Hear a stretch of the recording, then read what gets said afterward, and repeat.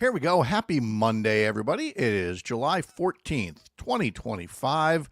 Glad to have you here up on Lake Wissota for another beautiful morning at 6:02. A morning far less smoky than what we had yesterday. It was really something up here. We'll talk about weekend plans. Hope yours were good. Hope you managed to have a really nice time. It is Monday, so we'll talk to Dr. Kristin Lyerly. She's freshly back from Washington, D.C., where she was talking about preserving options for rural health care in Wisconsin and all across the country. We'll take a look at the embarrassment that is some Republican members of Congress who this time, well, how should I put this? Look, when your neighbor's house is burning down, it's really not a great time to go over and complain about the smoke. And yet these members of Congress thought they would do that about the Canadian wildfire situation. Not very bright.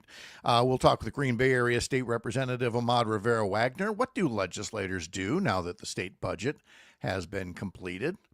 Let's see. We'll talk to Jimmie Kaska, who helps us wrap up a big weekend for the Brewers entering the All-Star break.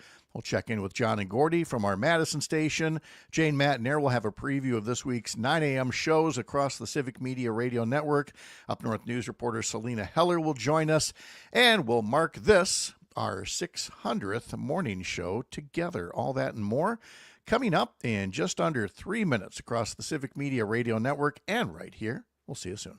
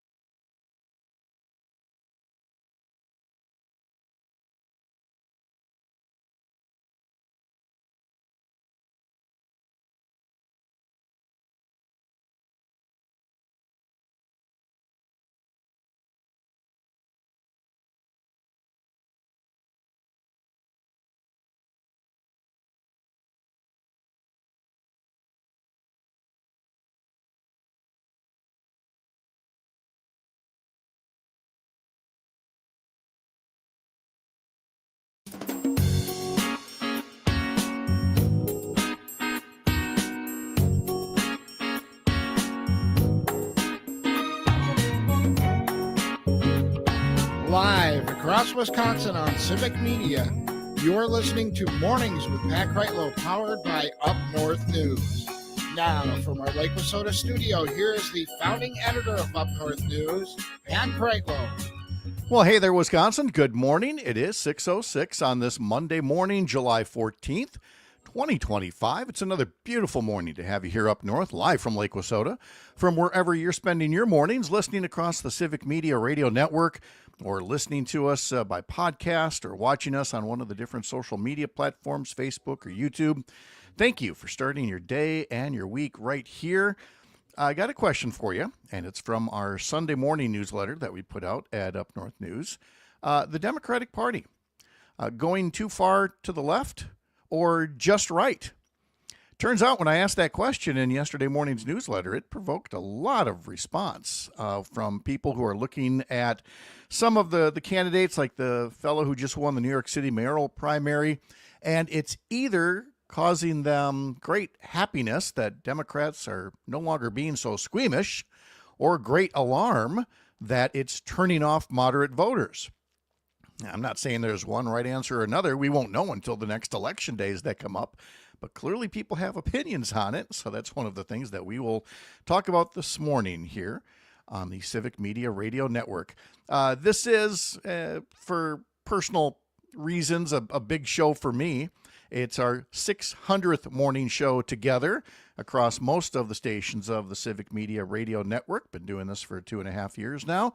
But the 600 show for some of you is the first show for a couple of others and some new places around Wisconsin. So we're happy to be heard in parts of the Fox Valley this morning.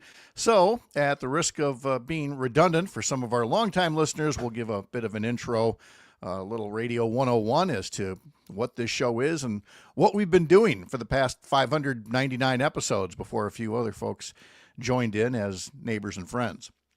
As we always do on Monday mornings, we'll talk to Dr. Kristin Lyerly from the Green Bay area, an OBGYN, who is fresh off a meeting in Washington, D.C., with a focus in part on preserving options for rural health care in Wisconsin and all across the country.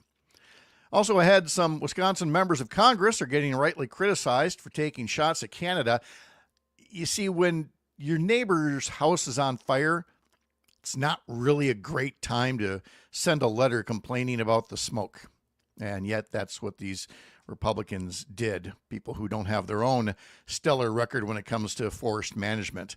Now, we're going to talk about a big weekend for the Brewers with Jimmie Kaska. They enter the All-Star break. The Brewers do with just a phenomenal record, a historic team record for the All-Star break. And we will talk later with Green Bay Area State Representative Ahmad Rivera-Wagner, in part about what's he doing now. The state budget has been passed to much consternation, but it's all done. What do legislators work on now? I mean, I know the answer, being a former legislator myself, but we're going to hear from his point of view, how things go from here.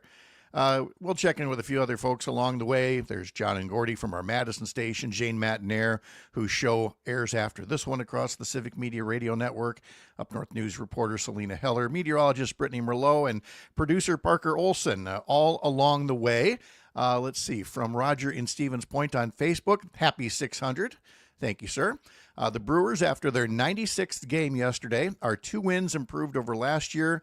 The only fly in the ointment is the Cubs are 11 wins improved, which we've said several times that Craig Counsell didn't have a great first season with the Cubs, but they seem to be firing on all the right cylinders now. Whether it lasts, we'll have to see after the All-Star break. Along the way, we would love to have you join us. Use that Civic Media app and send us a text message. You can text us at 855-75-CIVIC. Or if you're watching us on social media, put a comment there. We're on the Facebook pages of Civic Media and Up North News, and the YouTube pages of Civic Media and Up North News. Also on my Facebook page, which is facebook.com/mornings with Pat Kreitlow. We'd love to have you along with your comments. You can send us an email, radio@upnorthnewswi.com as well. And you can find a lot of the work that I do throughout the rest of the day on our website, upnorthnewswi.com. We'll explain the difference between Up North News and Civic Media coming up in just a bit. But let's bring in the aforementioned Parker Olson from Madison Studio A2 to join us. When last we left Mr. Olson on Friday, he was about to work a doubleheader after the Madison Mallards were rained out. But it looked like there was going to be rain on Friday as well. So did you have a triple header at some point here? How did the weekend go? Oh, the weekend went, Pat. We had the plans for the doubleheader. Luckily, the Northwoods League knows that that's a lot of baseball, so they shortened those games to 7 innings. Mm-hmm. We got it in 5, so not the 14 that we were slated to get in total. on Friday night. Okay. So I only worked on Friday though, and there were no more home games for the weekend for the Mallards or the Nightmares. So pretty light weekend for me, oddly Well, enough. good for you. Well, I wouldn't say light. I think you still did some kind of house project or something, I'm sure. Well, yeah, we did have probably like a week or so ago we got water in the basement, so we were finally removing the furnitures in the cave down there. So got to get it all back right. Okay. Well, that's part of the theater of seasons we have here is, one moment you're getting rain in the basement, the other you're hiding inside all weekend because outside it's downright unhealthy with all the level of smoke. Up here, it was like living next door to Canada. That's how thick the smoke was yesterday. It was just crazy thick. And, we stayed indoors till the very near sunset when the smoke had finally lifted. But it was really noteworthy throughout the course of the day here. Yeah. Happy 600th episode, says Alicia, one of our regular commenters on YouTube. Thank you. We appreciate that very much. Meanwhile, on the text line, we have our usual share of, how do we call them? They're not fans if they're hate listening. but they're there, and they want us to know that they're there, and we acknowledge that they're there while at the same time not reading their comments and giving them, the oxygen that they so desperately crave. But they keep listening and they keep writing in, and we appreciate your being a fine customer, boosting our numbers, even if you don't want to. I gotta love a good hater, Yeah, exactly. Did you, I think Prime Days are all over for Amazon. Did you get yourself something real nice off Amazon? Or are you just happy to not hear about Prime Days anymore? Yeah, no, to be honest, I've never been much of a shopper in any capacity. Mm-hmm. I'm fairly utilitarian of I need the things I need and I don't want If things. you need it, what are you going to whittle it yourself if you need it? Or I probably could. I mean, I wasn't a Boy Scout or anything, but I could probably figure that out. All right, sounds good. I did. So Sunday we were shut-ins because of the smoke. Saturday we went out to the Twin Cities to see my mom, and she likes that we play games when we go out there. She not only likes Scrabble, she loves Scrabble, and so she got something called Super Scrabble with an extra large board and 2 or 3 times the number of letter tiles. I mean, if you end up, that's a 3-hour marathon Scrabble game. That sounds like it would take forever. It does, but it's what makes her happy, and so we do that. And and then she'll make us some lunch. She'll say, my doctor says my numbers aren't really where they're supposed to be. And then she proceeds to serve us this delicious cake and some, and some homemade soup with stuff that, maybe isn't supposed to be in there, but it makes her happy and it makes us happy. So that's all that matters. That's all you need in life. Just be happy. That's just it. We're happy. Text line haters, be happy. Yes, be happy. Do the thing that makes you happy. And if it's sending nasty grams, that's fine, because you know what? We get a lot of love too here, and we appreciate that very much.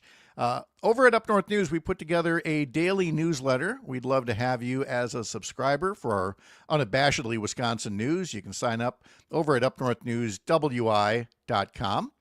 Let's see. There is on the newsletter today. I want to pull up our latest edition. We've allowed Henry the intern to take over for the summer here, and he's put together some really nice stories for us today. Oh yes, he talks about Trenny Kasnerick, now Trenny Casey, sports broadcaster, who recently completed her leg of the MS Run the U.S., a coast-to-coast relay where runners each cover a section of the country, and Trenny's leg spanned 160 miles. From Platteville to Tosa as part of their MS Run and Rock Fest, a community event in Tosa to raise awareness and funds for those living with multiple sclerosis. So yeah, I said she did 160 miles, basically running 6 marathons in 6 days. And along the way, she raised an incredible $69,000 for the cause. Also in today's newsletter, a link to one of our articles on the website, 10 books by Wisconsin authors for your summer reading list. You can find that on the website, as well as a way to subscribe to the newsletter. Head over to upnorthnewswi.com for that. All right, let's talk a bit about the Brewers here. All-star Freddie Peralta carried a no-hitter into the 6th inning yesterday and gave up only 1 run, while Jackson Churio and Bryce Durang homered back-to-back, and the Brewers extended their winning streak to 7 games with an 8-1 victory over the Washington Nationals, ending their pre-All-Star break homestand with a 6-0 record. The Brewers now have 56 wins at the break, the most in team history. How far they've come since, well, some of us might have been ready to give up on them as early as May 17th. Back then, you'll recall they'd been shut out for the 4th time in 5 games. Shut out twice at Cleveland, and then shut out twice at home against the Minnesota Twins. And at that point, the Brewers were 4 games below 500, 21-25. Since that time, 35-15, 20 games above 500 ball, and the best record in Major League Baseball during that stretch. So a sweep of the Dodgers, a sweep of the Nationals, but unfortunately a sweep of the leg for right fielder Sal Frelick caused him to leave the game after making a sliding catch on the warning track in foul territory. The team said he had left hamstring soreness. You can be sore in a lot of places, Parker, not your hamstring. It's tough where you go, oh, hamstring soreness, I'll be better tomorrow. Well, not necessarily. So yeah. if there's one person who's thankful for the All-Star break right now, it is Sal Frelick, because the Brewers are off until Friday. Well, the ones who aren't competing, of course, in the All-Star game. But everybody else has a much-needed, much-anticipated break before we end up playing the Dodgers again, this time in L.A., coming up later this Friday. But tonight, of course, would be the Home Run Derby. Tomorrow would be the All-Star game. A lot of baseball to come this week, and then the Brewers back in action on Friday. And when they are back in action, you can hear the Brewers on several Civic Media radio stations, including stations in Oshkosh and Richland Center. We're seeing Kenosha, Park Falls, and the newest Brewers affiliate, that, of course, would be WBZH, up in Hayward. All kinds of places to listen to the Brewers across the Civic Media Radio Network. Well, still ahead, we'll talk a bit about this program and Up North News and this host. 600 shows in, we've got some new listeners, so it's a great time to reintroduce the Civic Media Radio Network, what it is that we do around here, what it is that Up North News is that makes us so different, and why I enjoy being a bridge between both places, and happy to welcome you from the heart of America's Up North, live from Lake Wissota. Thanks for making this the place to spend a part of your mornings. I'm Pat Kreitlow. This is the Civic Media Radio Network.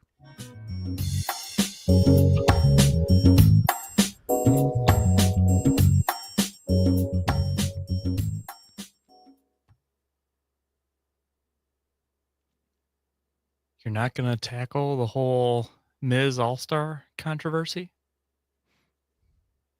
I might. It's a 3-hour show. Yeah. That's true. We do have like a full baseball game to ourselves here, don't we? Yes, we do. And we've only finished the first inning here.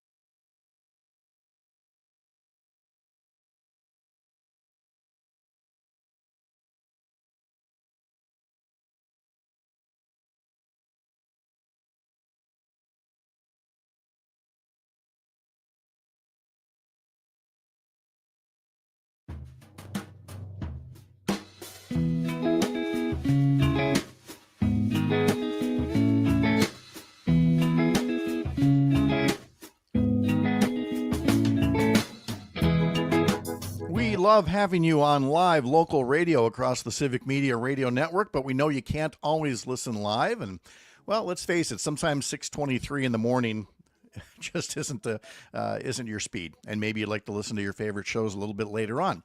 Fortunately, Civic Media gives you several ways to do that. First off, the Civic Media website, civicmedia.us. If you go to shows and then go to each individual show, you'll see that hour by hour, each one is listed as a specific episode, and you can listen right there through the website. But better yet, you can pod this program. We are a podcast. All the Civic Media shows are podcasts. So head over to Spotify and be a subscriber to our show, or Apple, whatever major platform that you use, and never miss a show. And even if you hear it and you want to listen back, there's your chance to do it as a podcast over on Spotify. All right. What's happening here? Who's this guy? Well, let's tell you first off that Civic Media, the radio station network you're listening to, and Up North News are separate entities, two relatively new digital media outlets, two great digital outlets for Wisconsin news and information. All right, digital outlets. What does he mean by that? It means we don't have a printing press here. And for Up North News, it means we don't have a broadcast tower. We are all online. Digital is the online part of it. And there's a lot of it. There's the website. There's all the social media platforms, Facebook, Instagram, YouTube, TikTok. There's newsletters that are emailed to you, all the different ways that you can provide information in this modern era. For Civic Media, that includes, I think now more than 24 stations in 3 different states, with news and information on a network of 11 stations across Wisconsin, which includes Green Bay and Oshkosh, Waukesha for the Milwaukee area, Madison, Richland Center, Wisconsin Rapids, Wausau, La Crosse. We cover the Chippewa Valley here in Chippewa Falls, Hayward, and Amory. And then, of course, music stations all over the state as well. So that's all Civic Media. A lot of great shows, a lot of great people.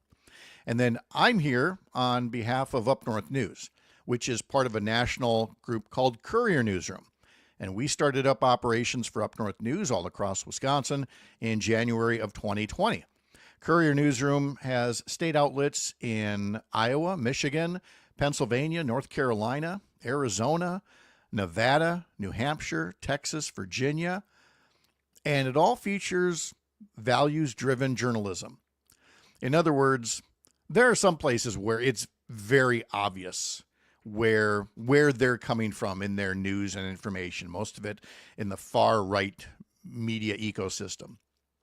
But there are a lot of places that advertise themselves as independent or neutral or mainstream or whatever you want to call it.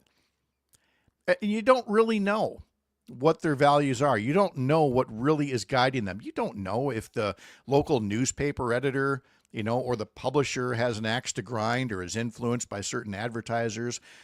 With us, with values-driven journalism, we tell you the values that guide our reporting, our fact-based reporting on the issues that are important to the communities we serve. You just go right to the About Us page at Up North News, and you'll see the issues and the values that guide us with reporting that is rooted in facts and in science and in the values of the communities that we serve. There is no guessing where we come from, and we welcome the feedback as a result of it. It's what has helped us build our newsletter from an initial circulation of 6, the 6 people that were in the room at the time when we tested it out, to, the 6-digit subscriber base that we have now, and everybody that catches us on social media.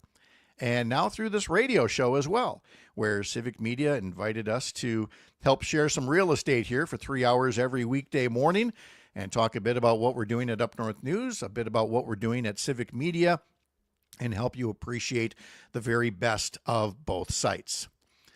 As far as the guy who's yapping at you here, if you've missed some of the descriptions before, I am a native of 2 hometowns. Eau Claire and St. Paul. And that's what happens when your parents divorce at a young age. And then attended UW Eau Claire and was pretty smitten with Wisconsin from that point on, probably having something to do with meeting a cute farm girl from near Manitowoc. And we now have 2 adult daughters and 4 grandkids across a couple of different states. My own specialties are something named for the hometown here called Chippewaffles, which are waffles I used to make for all the girls' sleepover friends and for company when they come on the weekends. A little bit of cinnamon, a little bit of chocolate chips, brandy old fashions, and anything I can put together in my Instapot. I'm part of that cult in the kitchen. I have lived in Eau Claire. I have lived in Rice Lake. I have lived in Madison. I've lived in Milwaukee as a reporter for radio and TV stations. I have worked seemingly everywhere or been throughout the state, then as a state senator, and then as a candidate for Congress up north in the 7th Congressional District. There's hardly a place where I haven't done some kind of work of one sort or another, and I'm in love with it all. And I love being a bridge between our biggest communities and our smallest because I've lived or worked in them or have family or friends in all of them, and love to help people understand that we have common values and that the real threats aren't so much about urban versus rural. The real threats come from those who would exacerbate the differences that there are between us. For me, government isn't a them. Government is us. Government works. It works when service-minded people run it, and those who hate government the most should be trusted least to run it competently.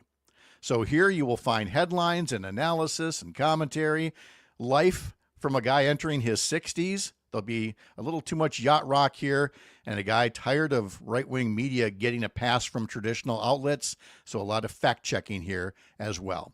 It's wonderful to have you along, and we'll continue with the program right after this break. For the Midwest Farm Report, we're live from Lake Wissota here on the Civic Media Radio Network.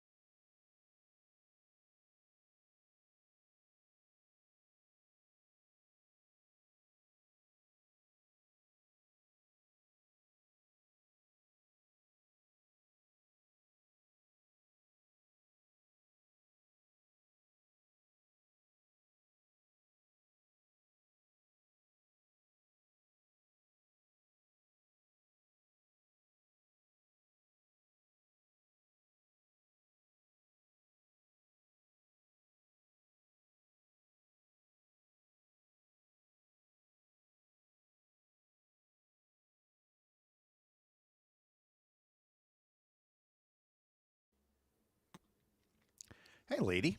Hey, I have not fixed my mic problem. Sorry. It's okay. We hear you. You sound good. Does it sound okay? It sounds Yeah, okay. sound good. Yeah. Okay. I'll fix it today. I'm home for a little while now. Yeah, kind of, that's maybe. kind of maybe. Well, I'm supposed to go up north because Craig's family is all up north, and I'm just trying to figure out how that fits into my schedule.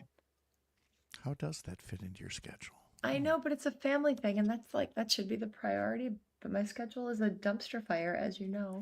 Yes, I do. But I like it. I mean, I love everything I'm doing. Oh, I know. I'm right there with you. I mean, it's funny. On the one hand, we did nothing. We hardly left the house yesterday because of all the smoke and everything. It was gross out there. Yeah.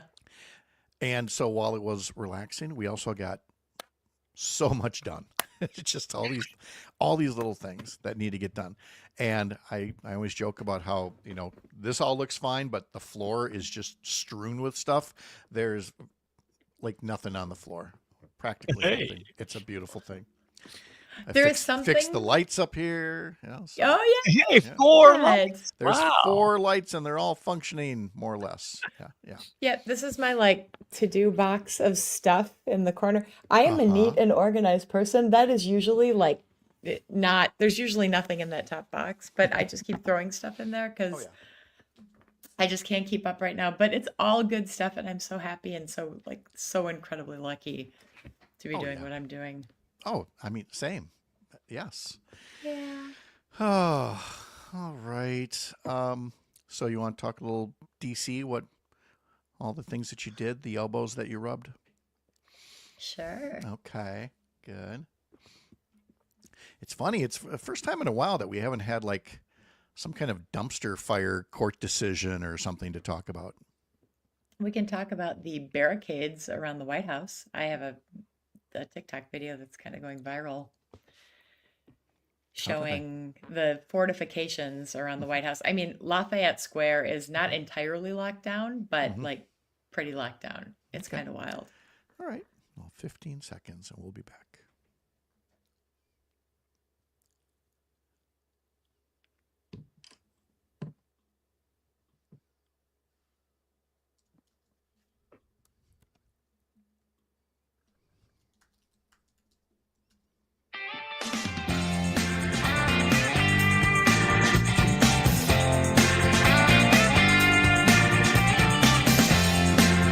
Dr. Kristin Lyerly joins us from beautiful Northeast Wisconsin on the text line.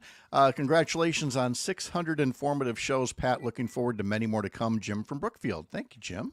Appreciate that very much. And Kristin Lyerly has been on about 587 of those 600 shows because she's got stories to tell and news to share, and some great stories of her time as a college mascot.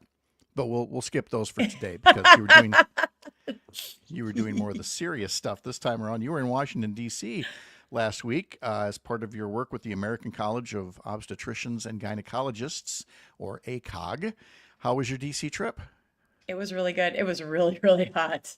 Yes, it gets hot here, but it is so hot and humid there. I went for a walk on the National Mall yesterday, and when I came back, I was completely soaked. Oh, I believe it. I mean, Washington, D.C. is one of those places where, everybody tries to get out of there for the summer for good reason. And if you can't, you pay the price, and you need to plan accordingly, especially for somebody like you who's got to be either walking or biking or doing something out there. So you also told folks about the look is different around there these days, a little bit more fortified or paranoid, or however you want to call it. What was it that you saw around the White House?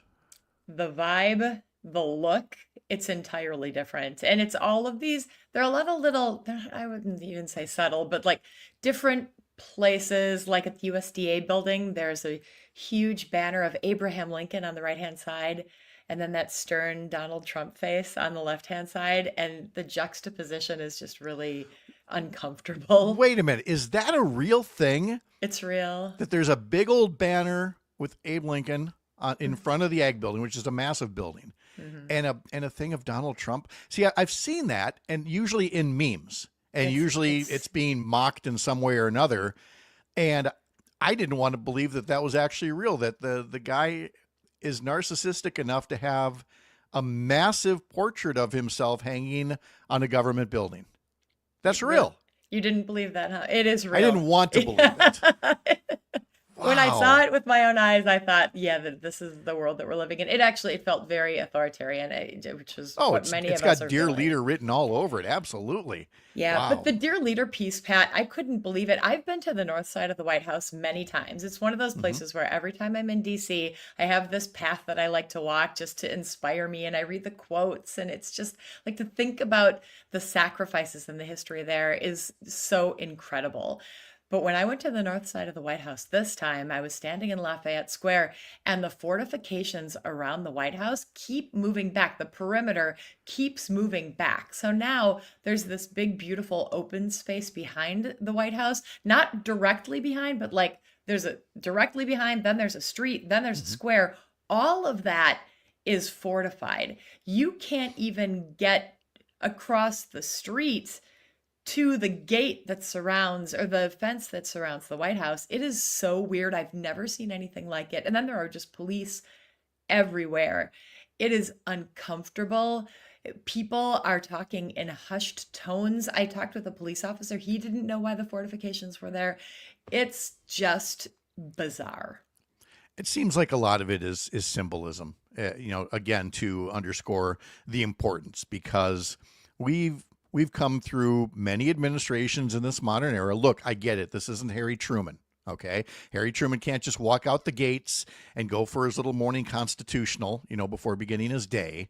But overkill certainly comes to mind on this, and by design, to make themselves sound important. And it's one of the many distractions that are out there. I mean, we may or may not even get into, the Epstein files and the controversy about that this week, but like take his threatening to revoke the citizenship of Rosie O'Donnell over the weekend, which again, we're not going to spend a lot of time on, except to put it in perspective. It's one of those shiny objects that, don't think about this. Think about this instead. Think about Rosie O'Donnell and my taking shots at her.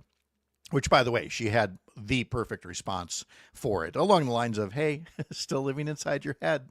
Feels really good, even from way over here.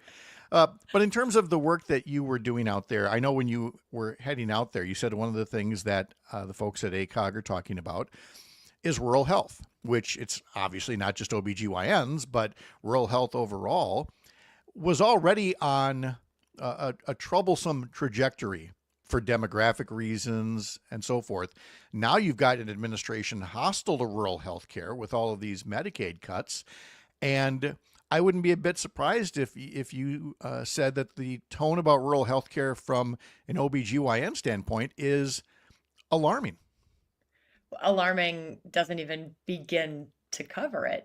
50% of our obstetrical patients who live in rural areas are on Medicaid. They can't afford the insurance to take care of themselves while they're pregnant, to get routine pregnancy care, and to pay for their deliveries in their hospitals, if they even have a hospital that they can go to, because here in Wisconsin, we've lost over half of our rural obstetrical units in the last couple of decades. So it's this attack on us as patients in rural communities, and it's an attack on the places where we receive health care, the clinics and the hospitals. But I was really heartened by the acknowledgement, the recognition. The leaders that I was with are people from all over the country, and many of them work in big cities and in academic centers. They're in those places where we're doing the research, and we're training the students to send out to rural areas. And they're starting to get it in a way that city people kind of don't get country people sometimes. And I'm so proud to be a voice at the table. So they have committed to being a part of this solution. And, by design, OBGYN practice, women's health is DEI. Taking care of just women, that is under the umbrella of DEI. But we recommitted ourselves to the full scope of the work that we do out of necessity. And the irony is, as we were doing it, the headquarters for our organization is literally right across the street from ICE headquarters. So I was listening to the conversation and looking out the window and thinking, okay, this is our mission. You're right that obstetrical care is very much, isolated by gender, and we're not supposed to allow that anymore. I Mhm. I would not be a bit surprised if Robert Kennedy Jr. outlawed obstetrics because it only takes care of women. So it's I, I've I'm we've had goofier things happen already out of this it, administration. So it doesn't make any sense, but neither does much of the stuff that they're doing. right. So when people want to default to common sense, like that would never happen, it doesn't make any sense. I know it doesn't make any sense, and it could certainly happen, and it may. Yeah. And the thing is, again, obstetrical care is not the kind of thing that lends itself well to some aspects of, telehealth, for example. There's a lot that you can do that way, but you need those rural clinics, in Rice Lake, in Minocqua, in all of these places, because again, you can't get everybody driving 2 hours when they first experience, labor pains or, what might be a miscarriage or something like that. You've got to have people in these areas. And that's tough to do when you also have, as a part of this bill, and I know you put together a video the other day about this as well, you've got a bill that just passed that, along with all the cuts to Medicaid and everything, they're talking about limiting how much people can borrow in student loans through government sources to further their education, their graduate education, meaning medical school. And what that's going to do for people, like my wife, who grew up on a farm and didn't have a lot of means but wanted to be a doctor, and you're cutting avenues to the next group of Wisconsin farm kids or anybody from a lower income family that wants to go into medicine. Kristin raises her hand. The girl from the family not of means from Kaukauna, Right. I'm a first generation college student. There's no way, I have no parents. So there's no way I would have been able to go to medical school without student loans. And I had kids. So a lot of my student loans went to pay for my childcare so that I could attend classes. But now they're capping it at $200,000 total. And that is a lot of money. And I'm sure it sounds like a lot of money. Like, why can't you get that done? But when I graduated from medical school nearly 20 years ago, I graduated with over $250,000 in debt, $250,000, and that was 20 years ago. Mm-hmm. So capping it at $200,000 is really going to limit the number of doctors and the type of people who will be able to go into not only medicine, but other professional areas as well.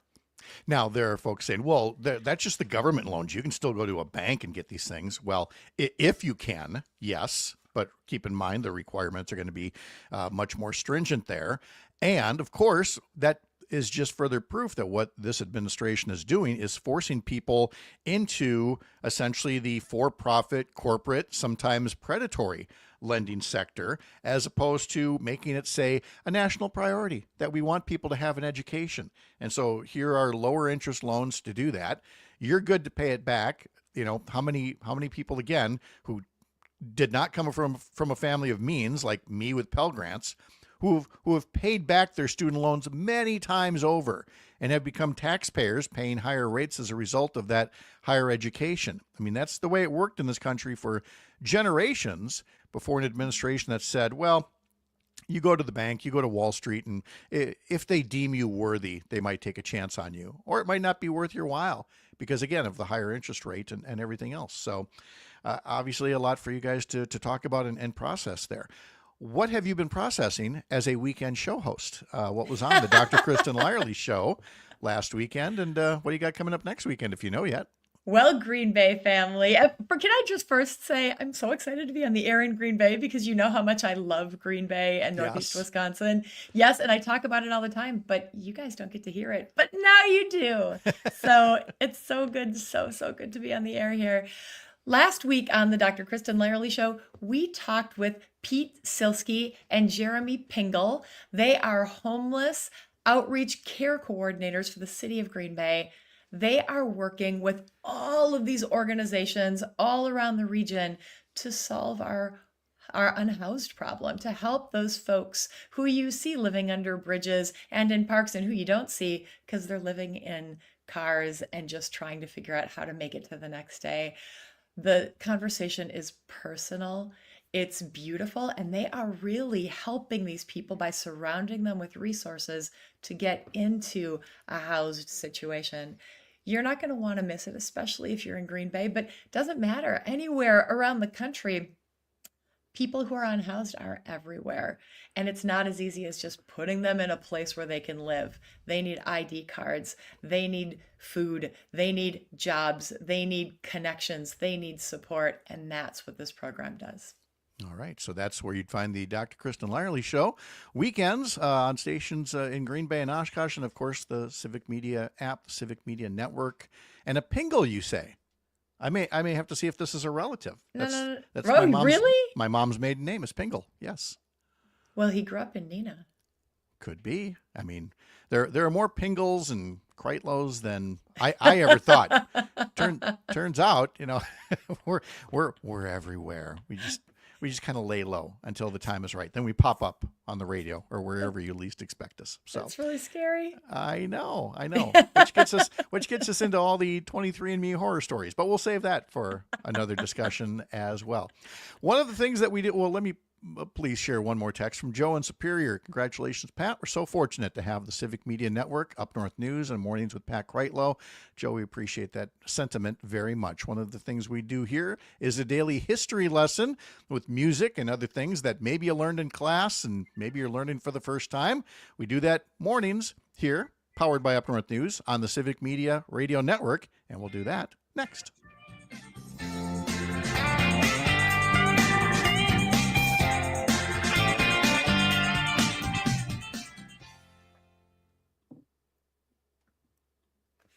Yay, Green Bay! Woo!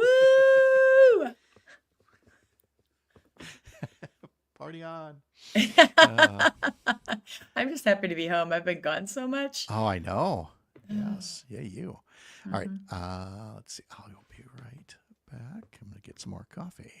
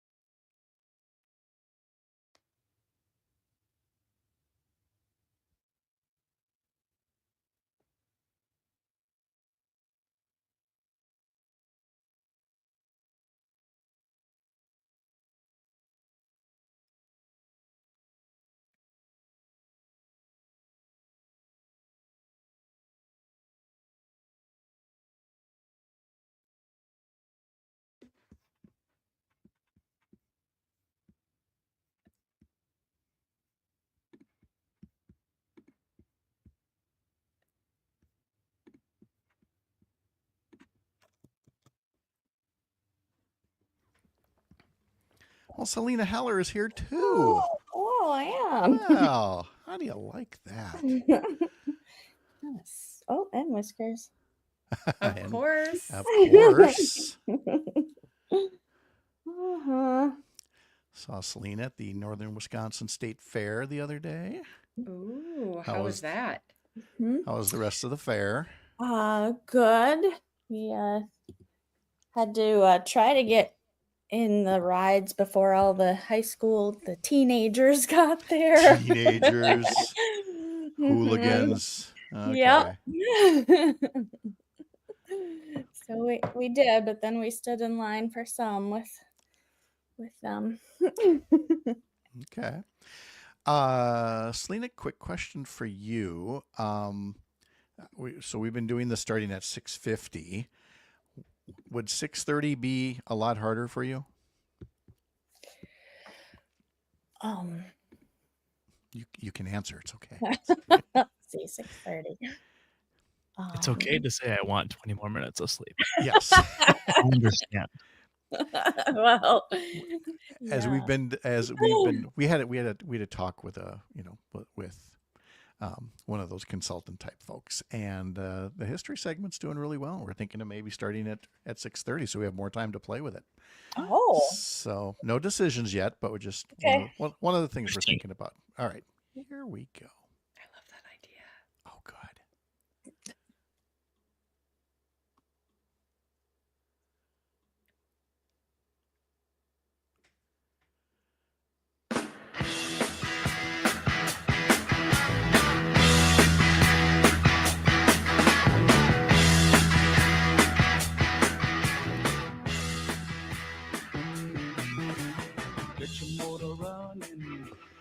All right, there's 4 people on this screen here on this radio program. There's me, there's producer Parker Olson, there's Dr. Kristin Lyerly, there's Selena Heller, reporter from Up North News in Eau Claire. Which of the folks on this screen strikes you most as a motorcycle rider and willing to be part of the movie Easy Rider, which opened this day in 1969? Who are you pointing at? Are you pointing at Selena? Selena. Okay, because you should be pointing the other way on my screen. She's over here. Yeah. She's actually over here on mine. Okay.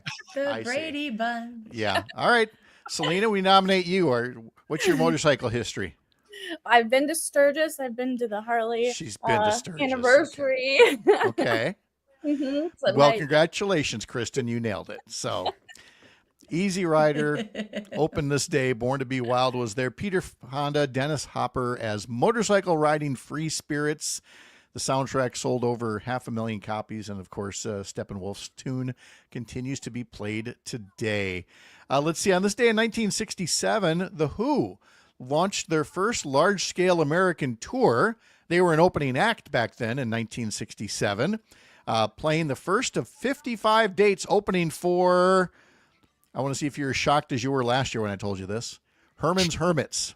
Oh, yes. The Who opening for Herman's Hermits, which apparently they learned a lot from each other. The stories go afterwards. I'm Henry the Eighth, I am. Henry the Eighth, I am. You know that, Parker, right? No. Oh, Parker. Come on, Parker. Sorry. Parker, for the uninitiated, is 14 years old and is just a whiz of a producer, even at his tender young age. Actress Jane Lynch is 65 years old today. Happy birthday to a very funny lady, as sarcastic as they come, which might be why I love her so much. Over the weekend, in 1964, 61 years ago this week, the Beatles released this little ditty. It's been a hard day's night, and I've been working like a dog. It's been a hard day. On this day in 1980, the Republican National Convention was held in Detroit to nominate Ronald Reagan. The organizers set up an all-American theme with Pat Boone and Donnie and Marie. The convention opened with Glenn Campbell and Tanya Tucker performing a duet with the national anthem. Glenn Campbell would later admit, quote, "We were higher than the notes we were singing." It's a great family values convention there. The number one song this week in 1979 was by Donna Summer.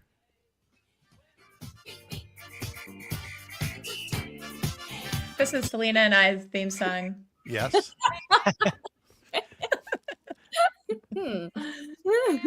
There's Donna Summer tooting and beeping her way to number one. Lots of tooting. This I day, don't know. 46 years ago. Let's see. Let's talk about Michael Jackson's tune "Beat It," specifically the guitar solo in the middle. Let's play a little of Eddie Van Halen.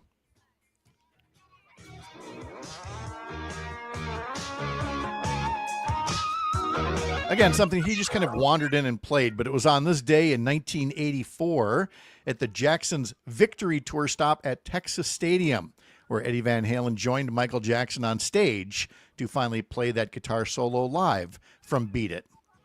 Not a bad little ditty. 1984, greatest year in pop music history. It was, yep. Mhm. Let's see. Can I add in there right Yes. now, talking about joining on stage? The Chippewa Falls choir got to join Foreigner on stage over at the Northern Wisconsin State Fair over the weekend. For I Want to Know What Love Is? Yes, they sang that. Great. That's so cool. Were you It there? was cool. No, I was there. Because I know for I full- saw you at the fair on Friday, but okay. And Saturday, I had a friend saying, I can hear Foreigner from my house, and his house is miles away on the south end of Chippewa Falls. That sounds like Sarah Palin talking. I can hear Foreigner from I my can hear house Foreigner. in Chippewa Falls. Jeez. But had the local choir on stage. That's awesome. Yes, what an experience. And the band even urged people to vote for legislators that funded arts programs. Oh, I in love schools. that. Good Yeah. for them.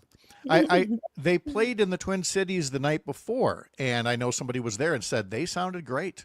So good for them. I used to be of an age where I mocked all these oldsters who were singing, and of course you heard me last week going on and on about Chicago and some of the other acts that we saw. So foreigner. Congratulations, you old men.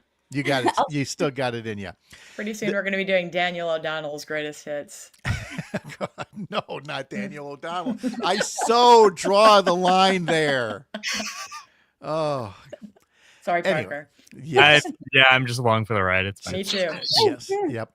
Of course, this is Bastille Day, the storming of the Bastille in Paris, this day in 1789, which showed the widely spreading discontent with the monarchy.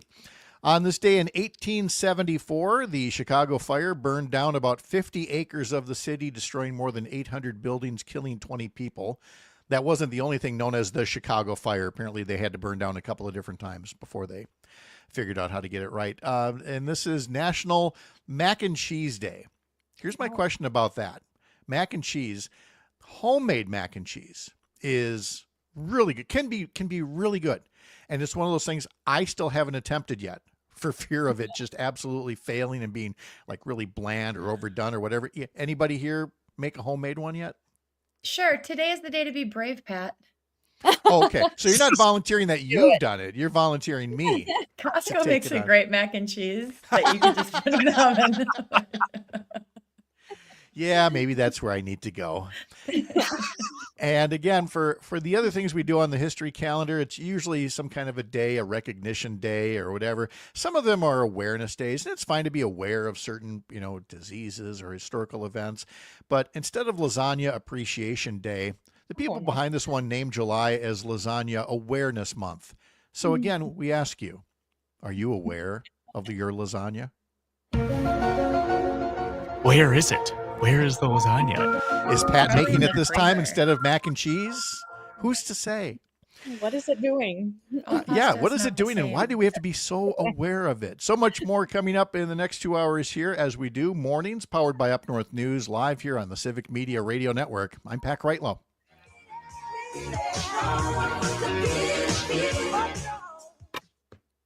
There we go. Look at that. Right on time, like polished broadcast professionals. I have a funny Bastille Day story for the You have a secret show. funny Bastille. What? Day. What? That's something anyone's ever said. No. Okay. Yeah. So when I was in medical school, we had an au pair from Germany whose name coincidentally was Julian, which is the same as my second son's name, Julian, but that's beside the point. Julian is a German who loves Germany and the history of Germany, and he hates the French because, there's that rivalry between the Germans and the French. Sure. So on Bastille Day, we pranked him and we pretended like in America we celebrate Bastille Day.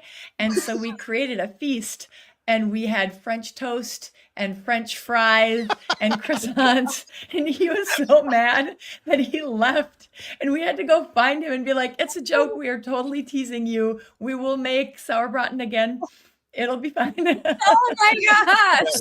That's so, Angry. so mean. Oh I my just gosh. texted him. He's still in Germany. We'll see what he says. Sends back just a little middle finger emoji or something. Did you reconcile after that? Oh, yeah. We actually went, my oldest son, Abe, and I, when he graduated from high school, we went to Aw. Berlin to visit him because he was working there. And he gave us this beautiful tour. He took a week off of work because he's so proud of where he's from. And we're German by heritage. So we were really interested and excited. One of the greatest trips I've ever taken, just incredibly. And Abe, of course, was at that age where he was starting to kind of get it. So really cool stuff. That's neat. That is neat. For fun, do you want to hear the AI description of the last hour here? Uh-huh. Pat Kreitlow celebrates 600 episodes of his morning show, reflecting on the show's journey and audience expansion. Discussions span the political spectrum, from the Democratic Party's leftward shift to Wisconsin GOP's criticism of Canada. Dr. Kristin Lyerly updates on rural healthcare challenges post-DC visit, highlighting Medicaid cuts and student loan caps' impact on medical education. A weekend of Brewers baseball excitement culminates in a record-breaking pre-All-Star break performance. Nostalgia meets news with Easy Rider memories and mac and cheese awareness.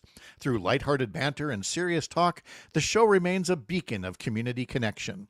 Aww. I got a feeling that Julian, as a foreign exchange student with rudimentary English, would have written a better description, but I could be wrong. Yeah. It's easy. How do you do that? Does it automatically come from StreamYard, or do you No, like? I don't know what program they use, but they've got it set up that it made one version of it, and I think we mocked it enough that now they've got it set up for two versions that come out. And they're, if anybody thinks there's supposed to be a substitute for actually writing the description, that would be crazy, but at least it gives you these little nuggets to work off of and write your own. So I think it's a nice starting place, and it what reminds I you say, of yeah. some of the relevant topics. Because otherwise, when I'm thinking about like writing my show description, I have a hard time remembering some of the key things that we talked about because I was Yes. so engrossed with the conversation. Yeah, that's exactly it. So, all right, let's see. I got to see who's on the radio today.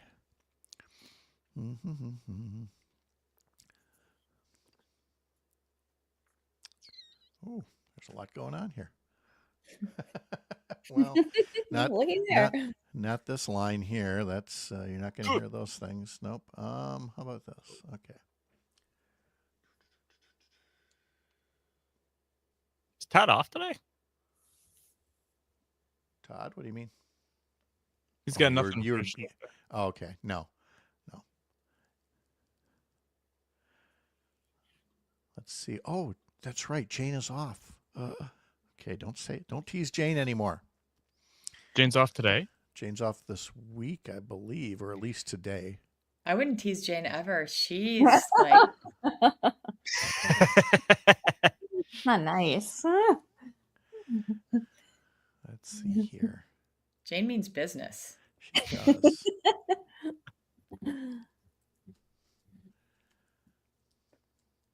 Okay. Oh, that's right. Jane's off today, and then Todd and Jane have their Yeah, road they're trip doing this week. Yeah. That's right. Oh, and I don't. Oh. What? You- What? What? Somewhere in here, I saw Oshkosh as Jane on Wednesday. It says Oshkosh is 2 words, and that really bothers me. I don't know Oshkosh why. is only one word. You can fix that. I can. Always can. All right. And Maggie Dawn has Matt Rothschild. Oh, I forgot to mention that when we were pranking our German au pair, it was actually my neighbor's birthday. The party was actually for her.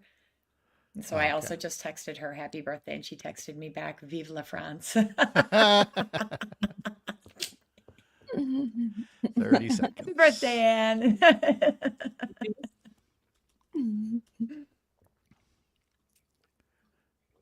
And there's Brittany. Hello. Good morning. Did you have a good weekend? I did. How about you? Oh, yes. Yeah, 15 seconds. Okay.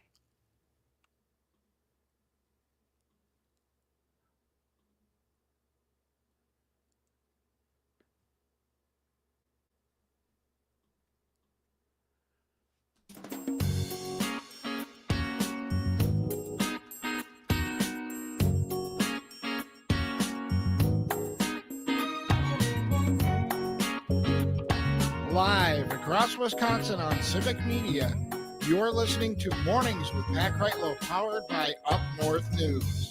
Now, from our Lake Wissota studio, here is the founding editor of Up North News, Pat Kreitlow.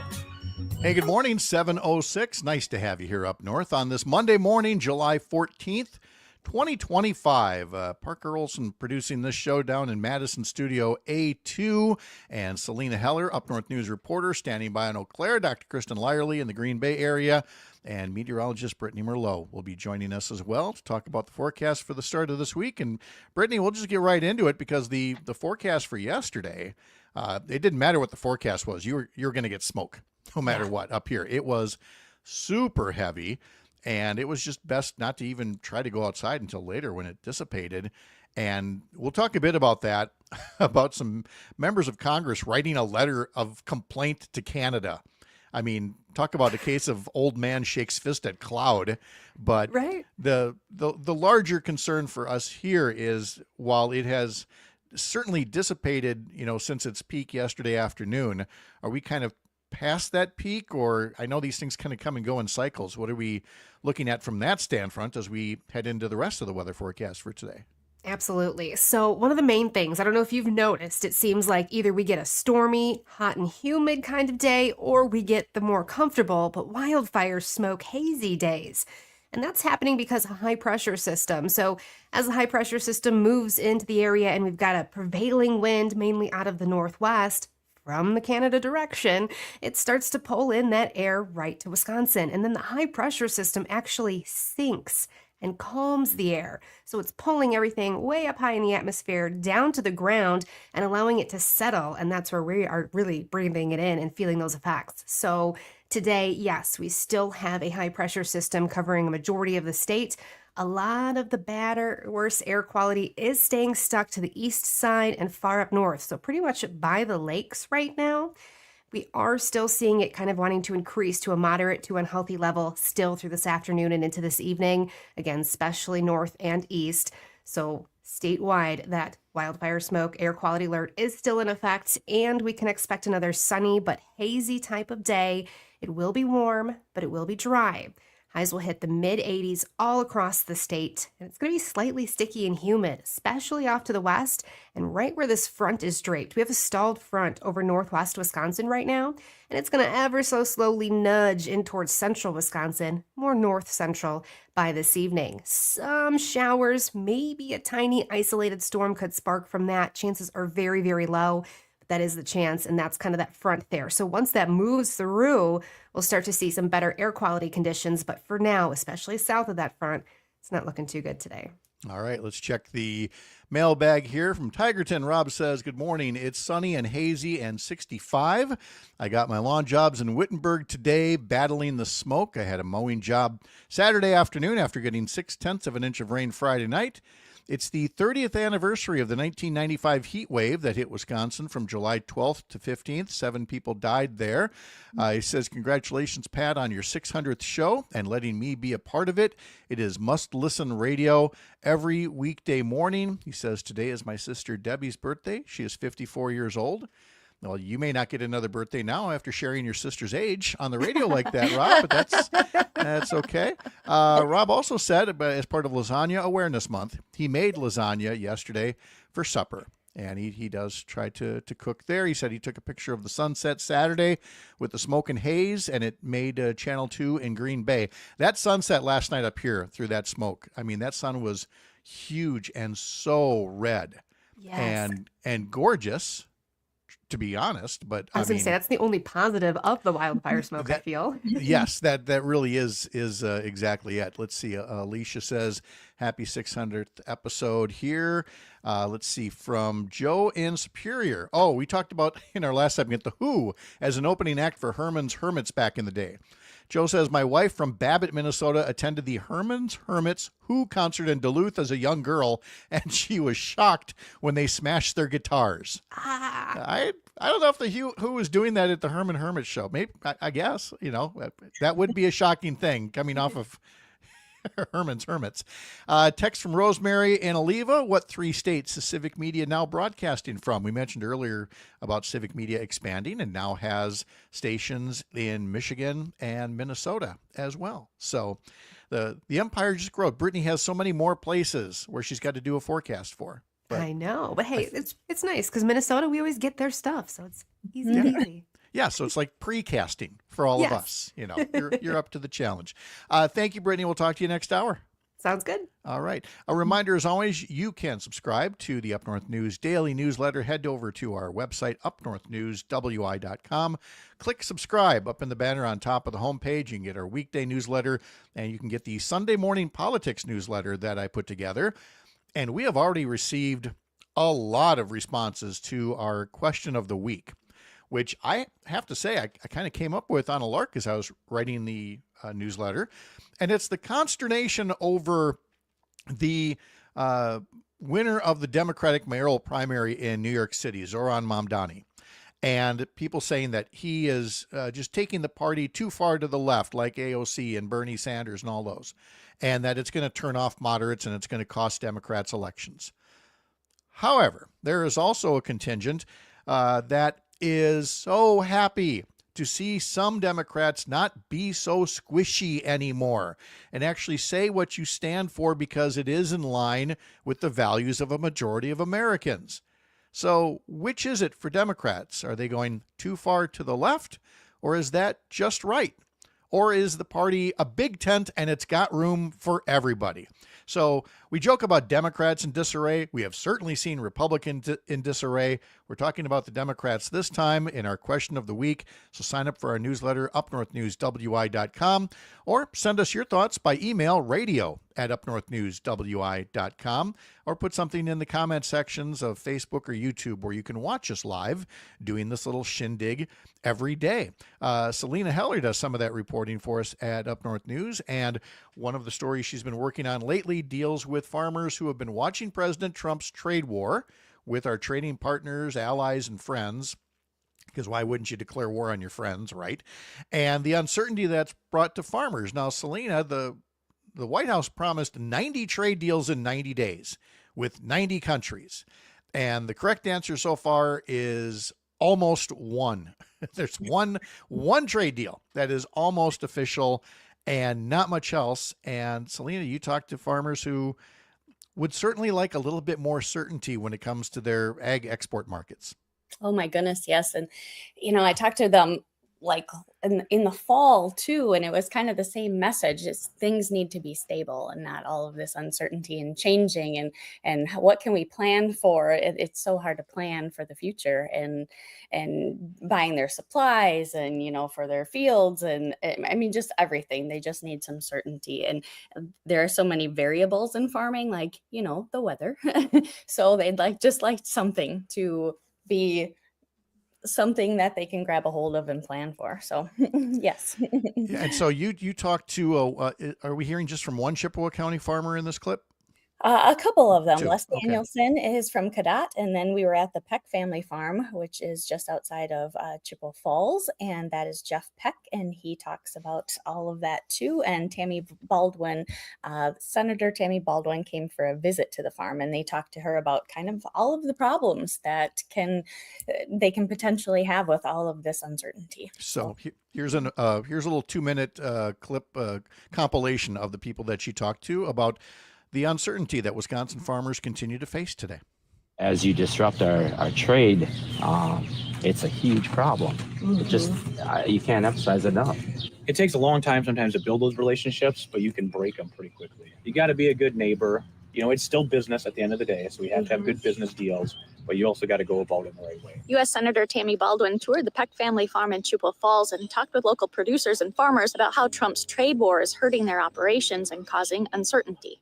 Farms are usually a very narrow margin and sometimes, unfortunately, a negative margin. So anytime you have uncertainty and prices jumping around, that just is an extra challenge that we would prefer not to have.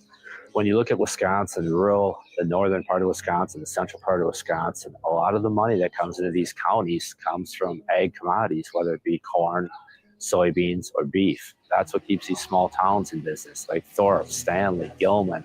That's what they survive on, is the farmers doing well. So it's really important that we maintain these trade agreements, that we're able to export our ag products and keep the prices up, because that's what supports rural America. In the first months of his administration, President Trump launched a trade war with Wisconsin's 3 largest trading partners, Canada, Mexico, and China, increasing input costs, cutting off export markets, and making it harder for farmers and producers to plan for the future. The biggest problems we have is we don't know the cost of our inputs, whether it be our fertilizer, our crop protection products like our chemicals. A lot of those come from China. A lot of the fertilizer comes from Canada. Then on the other end of the scale, a lot of our products are exported. 20% of our soybeans last year went to China. 5% of our ethanol goes to Canada. And as we have disruptions with our major buyers, where we're going to sell our product. The president campaigned on bringing grocery costs down, bringing other costs down. And the policies that he's put forward have been producing just the opposite result. I didn't think we'd have this many problems with our allies like Canada and Mexico. I'm not surprised some of the other countries, but do we have any friends? Is it America first or is it America alone? And I think that was the perfect way to end this. Is it America first or America alone? And people are seeing that one thing that Donald Trump promised on the campaign trail is turning into something a little bit different here. And now with that recent trade deal deadline passing, we still don't know what's next. Do they extend the deadline?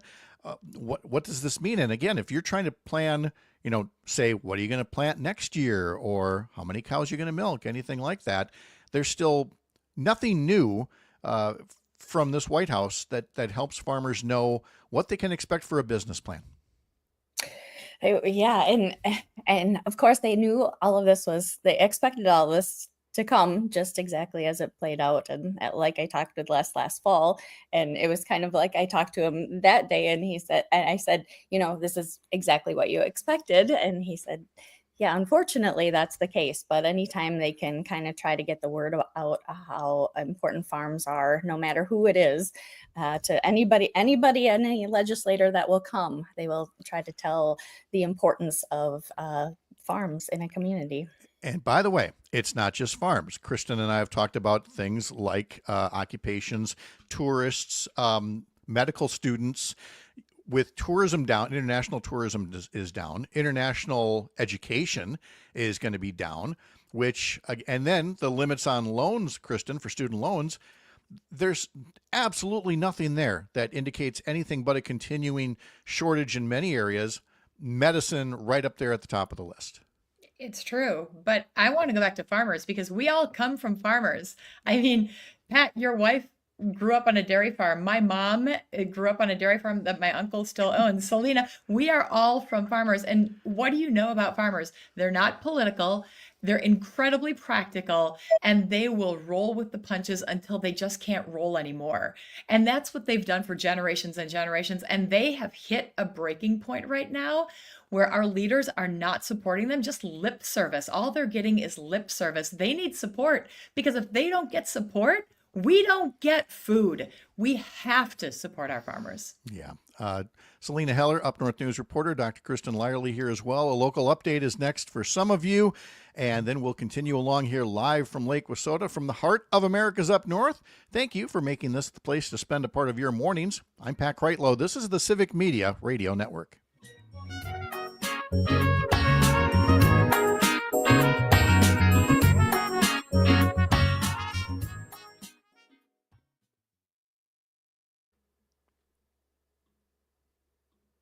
I'm feeling mad for our farmers right now. Rightly so. I am. Yeah. I mean, they're not fancy. They have shite on their shoes all the time. They work hard, long hours. I remember talking to my mom about vacations they had taken. They never took vacations. She grew up in the Fond du Lac area. They would maybe sneak away for a lunch in between milking. It is a hard job, and politicians just take it. It's like veterans. They say they're supporting, and then when they actually act, it is not meaningful action. We need meaningful action. Selena, did your parents take trips and leave you in charge of the farm at all? Well, no. Okay, because for Sherry they did. Sherry was the oldest of 6, and there were a couple of times. The youngest, so okay, there were a couple times where it was like they just, this was one of the times they were allowed to have sugar cereals. They buy sugar cereals at the grocery store and a few other treats. And the kids, I mean, Sherry was 12, 13, 14 at the time, was the oldest, and they did the milking, they took care of all of it if their parents go. Now this was like once or twice a year tops for a weekend. But the other thing about them was, they all knew they had to get good grades, because only if you had good grades could you start driving tractor at the age of 9. Yes. And Could you Sherry reach the tried pedals? Sherry tried to convince them that at 8.5, she was a very mature 8.5, and that her grades were good and she should be able to drive tractor. Imagine doing any of those things I just described now. some still do.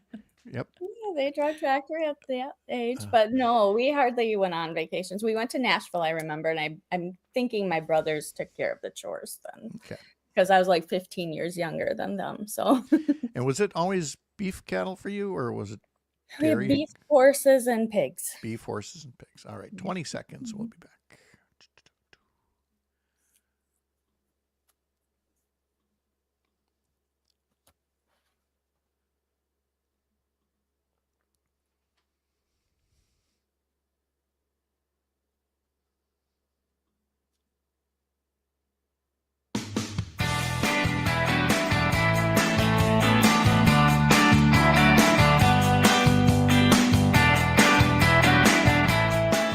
Let's talk Milwaukee Brewers for a bit here at just about 7:23 on this Monday morning. Freddie Peralta carried a no-hitter into the 6th inning and gave up only 1 run while Jackson Churio and Bryce Terang homered back-to-back, and the Brewers extended their winning streak to 7 games, including 6-0 on this most recent homestand with an 8-1 victory over the Washington Nationals yesterday. The Brewers have 56 wins at the break, the most in team history. Recall that the Brewers were 21-25 back on May 17th, 4 games below 500. They'd been shut out for the 4th time in 5 games. Since that time, the Brewers have the best record in baseball, 35-15. There was some bad news yesterday. Right fielder Sal Frelick left the game in the 3rd inning after making a sliding catch in foul territory. The team said he had left hamstring soreness. He's got a few days to try to heal up and get better because, again, of the All-Star break. The Brewers will be back at it on Friday in Los Angeles once again against the Dodgers. You can catch the Brewers on stations in Richland Center, Oshkosh, Racine, Kenosha, Park Falls, and Hayward. Head over to the Civic Media website to learn more, civicmedia.us. Before we paused, we were talking to Dr. Kristin Lyerly and Selena Heller about some of the farm routes that folks have. Some lasted longer than others. My family's farm routes go back to South Dakota, and one day, and I don't remember what precipitated it anymore, but I remember my grandpa packed up his wife and the 4 kids and said, "That's it, we're moving to Minneapolis." And there was, great consternation, but he was done. Moved to the Twin Cities and had been there ever since. Others lasted a little bit longer, in part because in South Dakota, there ain't nothing to raise but dirt. But Selena, yours was what? Beef cattle, horses, pigs, things like that? Yes, all of those things. Okay. We were But down did at a horse show last week, just kind of getting back to the roots. well, when I saw you at the Northern Wisconsin State Fair on Friday, you were on your way to the animal barns, if I recall. Yes, we love the animal barns. There was some No, kids- wait. Do we love the animal barns when you were taking Emery or not? Because I know when my mom used to take me to the barns at the fairs, I'd be like, I don't want to go. I would throw such a fit. I'm like, I want to go on the rides. I want all the sticky food, but nope, you had to go to the animal barn. So was Emery a willing participant in this? Absolutely. She has to go to the barns and see all the animals. We one of our days last week, she was in a horse camp also. So she got to ride horses in her horse camp, and it was the best. All right.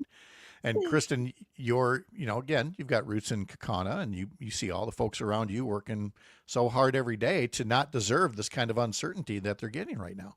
Yeah, but my mom grew up north of Fond du Lac in Pebbles, if you're familiar. And their family had a family dairy farm, and all my uncles. And I mean, historically, those are my people. So I got to see the hard work. Although for me, I loved the animals, but my grandpa never really let me milk. So I just mostly played with the cats in the barn. But at least you got to be there. Yeah, I got to see it. Alicia writes in on YouTube, I loved the barns when I was a kid and still love them. And she says about all the talk from politicians, yep, it's all lip service and it makes me beyond furious. But again, I would add, by the way, for the folks that go, well, farmers deserve what they get for supporting Trump, blah, blah, blah. No, they don't. There are a lot of people that voted for Trump the first and the second times, believing that he was going to do some of these things that he never had any intention of doing, but he made it sound good. And it's understandable that there are people now going, wait a minute, the guy that said he was going to, fight Wall Street for me now turns out to be just another Wall Street guy. And it's tough to learn that the hard way, but look, that's what happens in campaigns is some people hear the promises. And I know you, Kristin, you've talked to people, they want to believe the promises that are being made to them. Even if some of us would have told them, no, don't believe that. People want to believe. I think they're just looking for something different. And they see Donald Trump and his promises and the way that he markets himself, and they think maybe he's going to do something different than this government that I don't think is working for me. And, frankly, it hasn't been. When you look generationally at how things have changed over time, the baby boomers have it made. They've created a society that works for them. They have Medicare and Medicaid and Social Security. What does Gen Z have? What do they have to look forward to? Government has not provided for them. So it is not surprising to me that people in places like rural areas where they don't have resources and they're looking at their towns, their small businesses moving in the direction that they don't want to see, it's not surprising to me that they voted for something different. But what they were sold and what they are receiving is entirely different. Yes. And look, it's not just Donald Trump. The representation that they were expecting from somebody like a Congressman Derek Van Orden, who, again, yesterday was nursing his Twitter addiction. As of 8:30 last night, he had tweeted more than 30 times. I don't know what else. Something better to do, like actually work for the people or spend some time in his district talking to people? You would think. I mean, and the same thing up by you with Tony Weed, who is not a prolific tweeterer, but again, could be doing something else other than supporting a bill that they're then warning people about when they come back home. And just frankly, again, in your district up there in the 8th, the 3rd over here, the 7th up north, folks just deserve a little bit better than the usual promises that they're getting.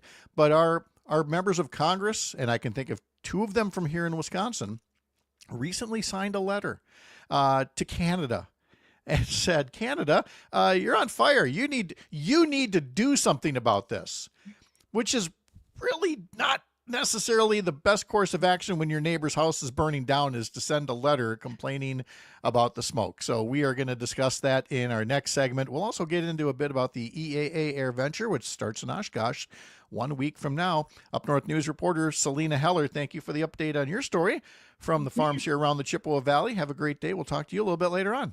Thank you. Talk to you later. All right. So much more still ahead. First, the Midwest Farm Report across the stations of the Civic Media Radio Network. We'll be back in a bit. I'm Pat Kreitlow.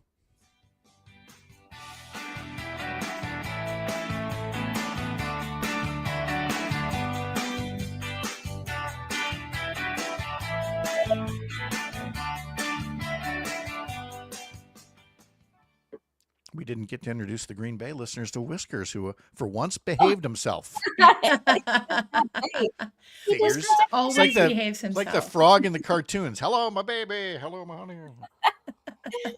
He's right here the whole time. Oh, there. I'm going to get some more coffee, friends. All righty. Thank you. Okay. Bye, Selena. Okay. See ya.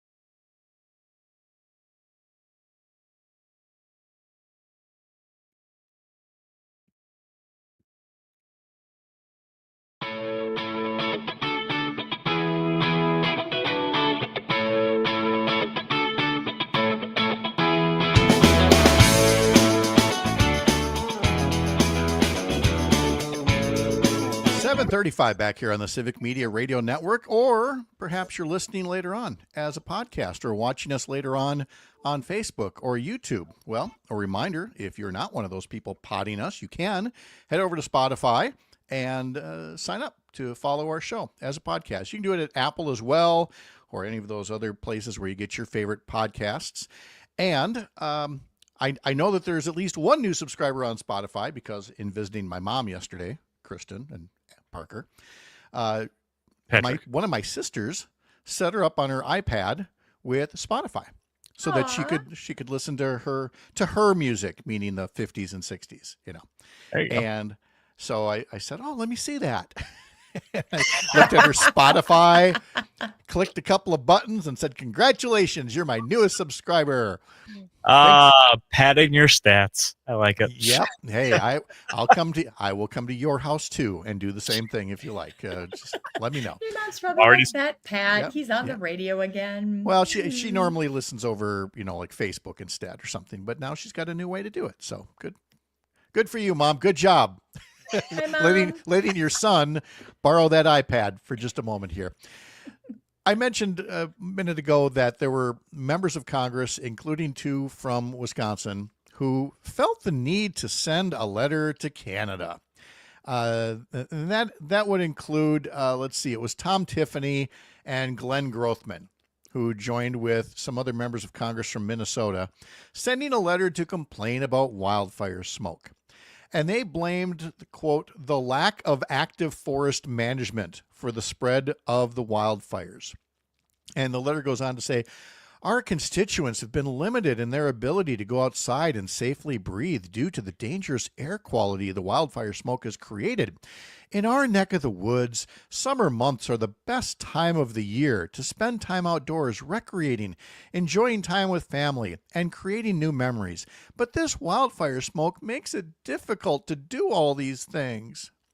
I might have added some dramatic flair to that, but how do you suppose that letter was received by the Canadian Forest Service, Kristin? It's By so these embarrassing. It is. It's embarrassing. And it sparked a robust response from the Premier of Manitoba, who accused the members of Congress of trivializing the efforts to battle the fires.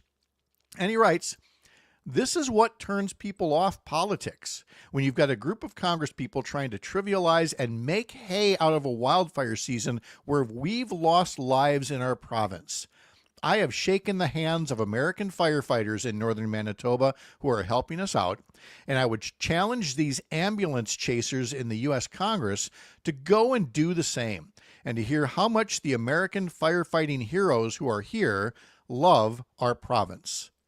I mean, it really was about the least neighborly thing you could expect Tiffany and Grothman and the others to do.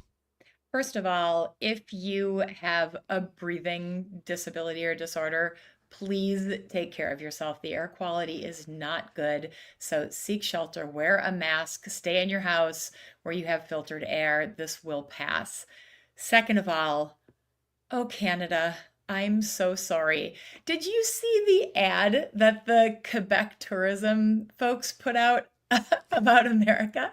No. Oh, it's beautiful. It's a fella who's checking into a Quebec hotel, and she asks, where are you from? And he says, I'm an American. And she goes, and she hits a button under her desk, and the desk opens, and she walks out and just gives him a hug. And it says, Americans, you are welcome. Please come and visit us here in Quebec. And it is so beautiful because they understand. Every Canadian that I've talked to understands that this is not how Americans are, but it's how our leaders are acting. And it's embarrassing, and it's so, so wrong. Yes, it is. Our leaders and just enough Americans, and many of them were at the Turning Point Conference over the weekend to, again, put on a display worthy of our apologies to Canada and others. Congressman Tiffany put up on Twitter, another weekend of Canadian wildfire smoke and air quality warnings across Wisconsin and Minnesota. With today's modern tools to prevent wildfires, this shouldn't keep happening. By today's modern tools, I think we know what Tom Tiffany means by that. Captain Clearcut, Captain Extraction, who probably believes that the next step for Canada should be a series of strip mines. Because after all, you can't have forest fires if there are only holes in the ground where the forest used to be, right? Pretty smart guy. It's so hard to believe that this is a fella who represents a part of the country that depends on forestry as a primary industry. It is either the first or second most important economic driver in the state of Wisconsin. So Tom Tiffany should be smarter. Turn to the foresters and learn what this means. Yes, there is responsible forestry management, but that doesn't mean clear cutting. That doesn't mean that all the underbrush needs to go away. That seems neat if you are somebody who lives in a suburban area and wants to clean up your yard, but that's not how forests work. So maybe Tom Tiffany needs a little education. I suspect quite a few of our Congress people do. Well, their education is just, what does industry want? And let's just give that to them, and that will take care of our problems. No, it will create a whole new series. And we don't need to talk about what they want to do to groundwater. Let's just be concerned about what they want to do to our forest to get to the groundwater. Yes, and industry, actually, much of the forestry industry is into conservation. They work hand in hand with conservation efforts, with the DNR, because they recognize that they have to have sustainable forests if they're going to have a future in the industry. So don't be fooled. They are not actually even representing forestry as a profession and as an economic driver in the state. Yeah. Hey, EAA Air Venture starts a week from today down in Oshkosh. Is that, I have not attended. Have you? Once. But I'm not really an airplane person, but it is a huge deal. It is a very huge deal. And I was looking at the Oshkosh Northwestern here, and they've already got a preview for the 72nd edition. Justin Marville put it together for the Northwestern, said that two Goodyear blimps are set to make their return to AirVenture. All the air shows will begin coming up next Monday as well. Let's see, there will be 700. Wait, look at Parker's face. Parker's like having a moment right now. Yeah. Did you say there's going to be two blimps there? I said two Goodyear blimps, marking Goodyear's centennial anniversary of flying airships. Aren't there like 7 blimps in the world? That's how blimp-worthy this event is. It's blimp-worthy. I mean, yeah. It's a big deal. Yes. That's wild. It's described in his article as essentially Flight's Disney World, with the pomp and spectacle of the aeronautics industry, from flying cars to fighter jets and flight simulations.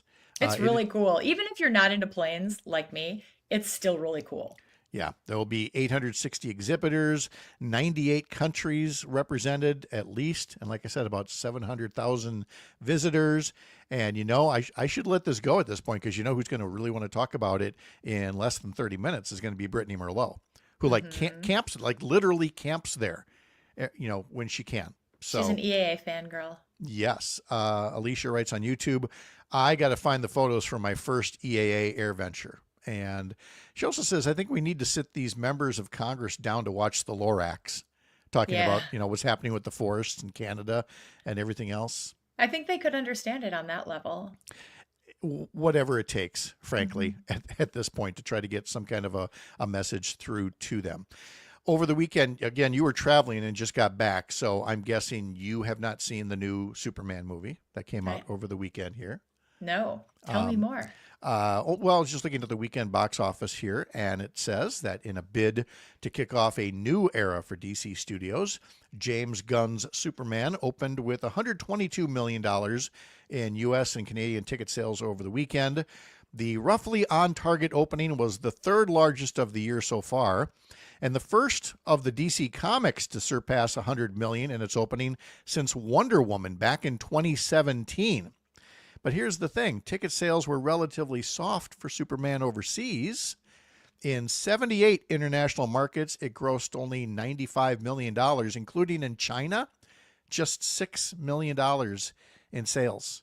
Because, of course, it is a quintessential American character, and America's image taking a bit of a beating here because of our own little Lex Luthor in the White House right now. Oh, I like that analogy. See That's what I did good. there, huh? Uh-huh. So you had Superman at 122 million, Jurassic World Rebirth at 40 million, F1 the movie at 13 million, How to Train Your Dragon raised $8 million, and Elio at $4 million over the weekend. Thought about that yesterday, that you could go to a nice air-conditioned theater, not have to worry about the wildfire smoke, and go see a movie.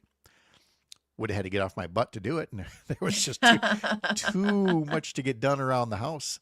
And it actually was nice. I mean, it's one thing if it's like a rainy, stormy day, or there's a blizzard, or it's really cold, and you go, all right, this is a day for getting stuff done around the house. Yesterday, instead, it was like, well, it looks really bad out there. It's sunny, it's breezy, but that smoke, I mean, you'd step outside for a second and you'd swear it was like somebody put a whole bunch of campfires in the lot next door. And we said, nope, let's just get things done around the house. And it's amazing how many little things that you've neglected around the house you can get to when the circumstances warrant it, you know? And you're given permission to stay in the house. Like, probably Yeah. not a great idea to be outside. As much as in the summer, I want to be outside all the time. But on days like this, yeah, I think I might actually be able to empty my inbox today.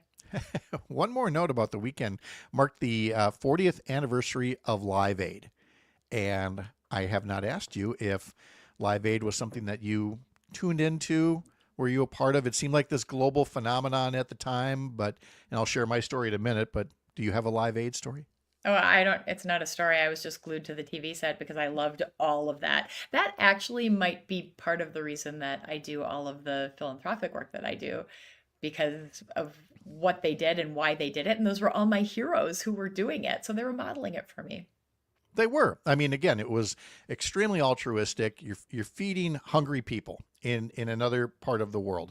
And you're doing it through 2 different concerts on 2 different continents, including, who was it? Was it Phil Collins that played both Wembley Stadium and was in Philadelphia? Oh, yeah. Didn't he get on the Concorde? Yeah, on the Concorde. Yes. And it was just amazing. And my story is I was living, going to UW Eau Claire at the time, taking summer classes and living just off Water Street, which was not particularly a good thing to do if you were going to be studying over the summer, but somehow I managed to make that happen. And so my housemates and I, there were 6 of us living in the house, and we decided we were going to tape the whole thing. on cassette tapes. And that way we were going to have, I mean, talk about a box set. We were going to have cassettes with the entire concert. And it was funny to watch us like hour after hour, like whose turn is it to replace oh wait, do we not have enough tape? Well, we'll tape over this one. Yeah, we don't need this Huey Lewis in the news. We can buy a new one of those. We got to tape Live Aid.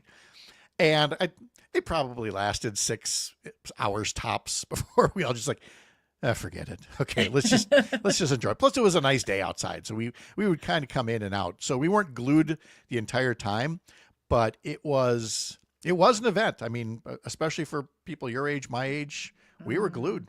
We wanted to watch that, and like you said, it just made us feel better. Like there is a difference to be made out there in the world.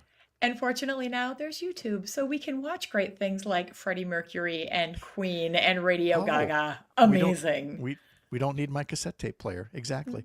A local update is next for some of you. I'm Pat Kreitlow. This is the Civic Media Radio Network.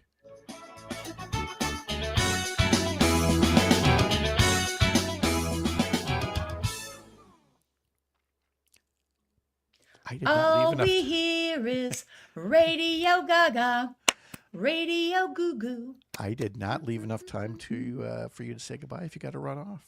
I don't have to run off. Okay, well then hang around if you want. All I'm doing today is Ahmad coming on? Yes, he is at 8:30.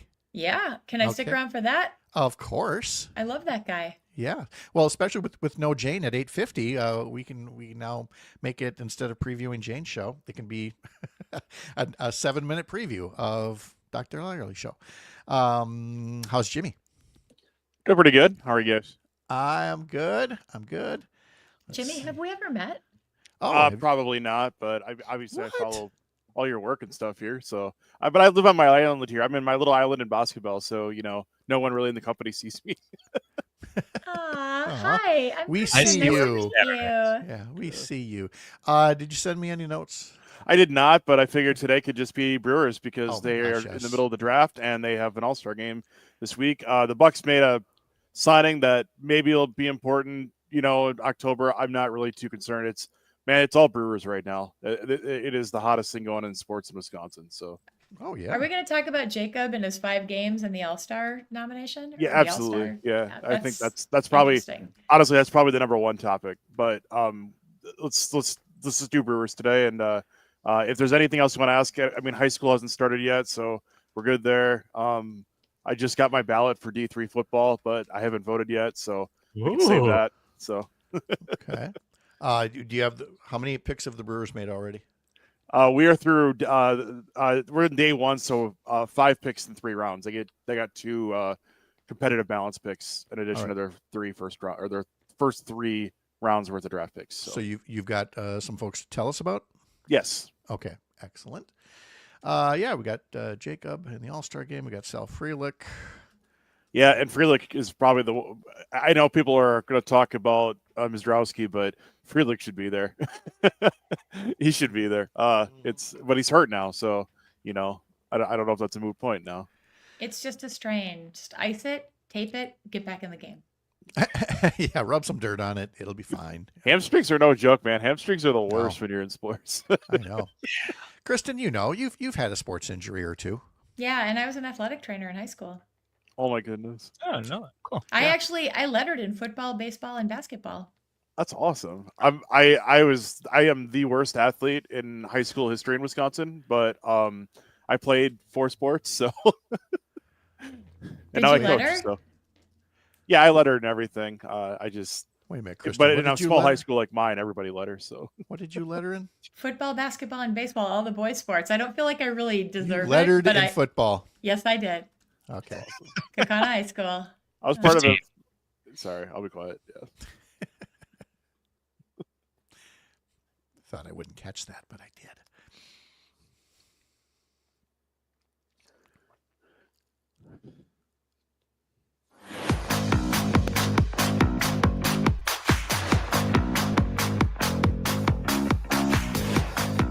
$7:52 on this Monday morning. It is July 14th, 2025, and time to talk a little bit of sports more over the weekend. Jimmie Kaska joining us now. Jimmy, how was your weekend?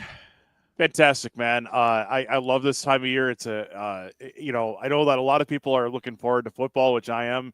Obviously, eager anticipation. Coaching wise, it's football season never ends, but this is an exciting time of year because we're kind of in that. We're fully in baseball mode, but I tell you, it's just it's a great time of year because it's summer. You're outside, you're doing stuff.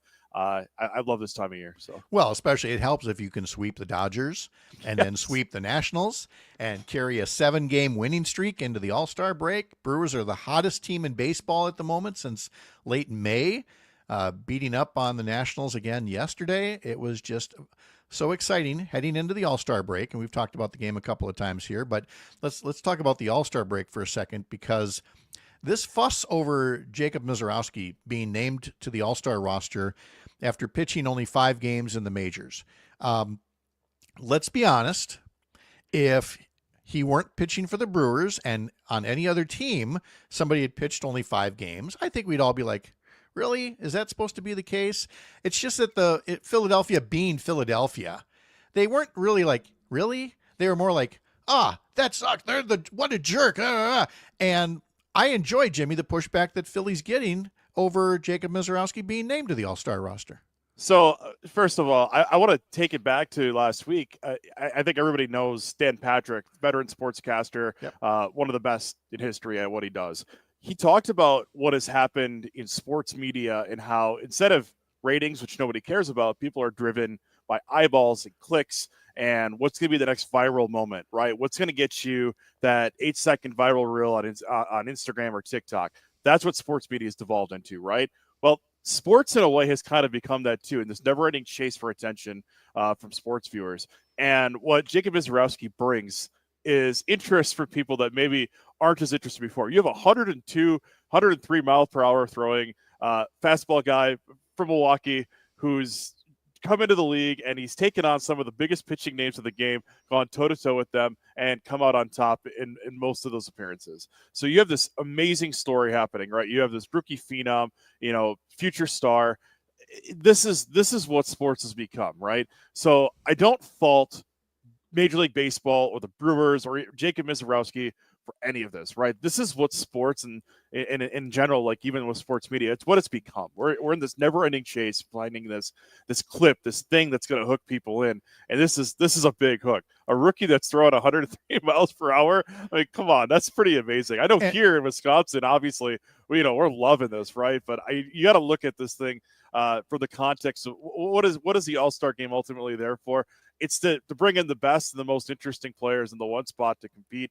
And it would be hard to argue having a rookie that throws 103 miles per hour with the early success he's had. I don't know what else you're going to find as interesting as that from a guy who's had, again, 5 starts, as you said. And of course, you got the youthful enthusiasm as well. Kristin, you're a mother of 4 boys. It thought of you when they talked about, turns out that one of his big loves is Pokemon. I mean, that's adorable. That's not what I would have heard about the baseball players when I was growing up. It also didn't exist back then. But again, it makes him very relatable, and it again highlights his youth, which is certainly something that we want to embrace, the next generation of people coming on board. It's just a great story, top to bottom, for this kid. Yeah, I'm thinking, who's his favorite Pokemon? Is he a Pikachu kind of guy? That's the only Pokemon I can name. I don't know. I'd have to ask my I'm very grandsons. relatable to the Pokemon thing. I'm very relatable. I have 2 kids of my own that are big into it. I myself am big into it. It's funny, the Brewers and Major League Baseball have tapped into that a bit, and it's great timing for them. They're actually hosting a Pokemon theme night next week, so that'll be pretty fun.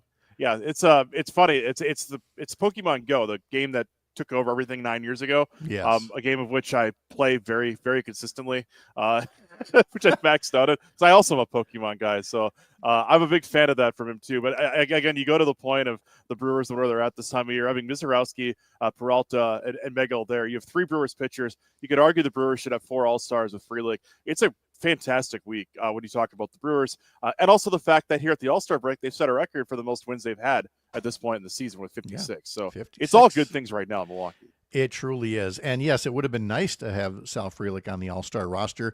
At this point, we just want him on our roster later on this week after making that sliding catch and leaving the game with what is called left hamstring discomfort. That does not make me feel good, Jimmy. That's something that would put me on the injury report, not a professional athlete. So yeah. So Come on, guys. Rest, ice, compression, elevation, Rice back on the field. Listen to this. The doctor's like, rub some dirt on it. It'll be just fine, So here's hoping, because the Brewers will be back in action Friday in Los Angeles against the Dodgers, and you'll be able to hear those games on several stations across the Civic Media radio network. Jimmy, there's also the Major League Baseball draft going on. What can you tell us about the early Brewers picks? Sure. So the Brewers have had 5 picks in the first 3 rounds. They get 2 of those picks for losing free agents last year. And the first one, in the first round, they took Andrew Fisher, who's a corner infielder out of Tennessee. They took a corner infielder out of Tennessee last year. They took Andrew Fisher this year, who's projecting more as an offensive guy with some pop. And then with their competitive balance pick, the one they got for losing Willie Adames, they get Brady Ebel, who's a third baseman, shortstop, high school player whose father is actually a coach for the Los Angeles Dodgers. So that's who they get in the first round. They then picked 3 pitchers in the next 2 rounds combined, 2 lefties and a righty. So they've addressed things that they normally do in the draft. Their first round pick, by the way, with the Andrew Fisher out of Tennessee, is a guy who's going to come in under their slot value, which is why one of the big reasons they drafted him. That means they can use some of that money to sign some picks, including Ebel, a little bit over their slot value in the Major League Baseball draft. MLB draft is a lot different than like NFL, NBA draft. There's a lot of guys picked. There's a lot of weird rules, but the Brewers so far have done Brewers things in the draft. And we love that. Jimmie Kaska, thank you so much. Appreciate it. We'll talk to you on Wednesday. Thanks, guys. Talk to you soon. All right. Coming up in our 8 o'clock hour, we will be talking to Green Bay Area State Representative Ahmad Rivera-Wagner and much more. Dr. Kristin Lyerly sticks around as well. An updated forecast from Brittany Merlot, too, live from Lake Wissota here on the Civic Media Radio Network.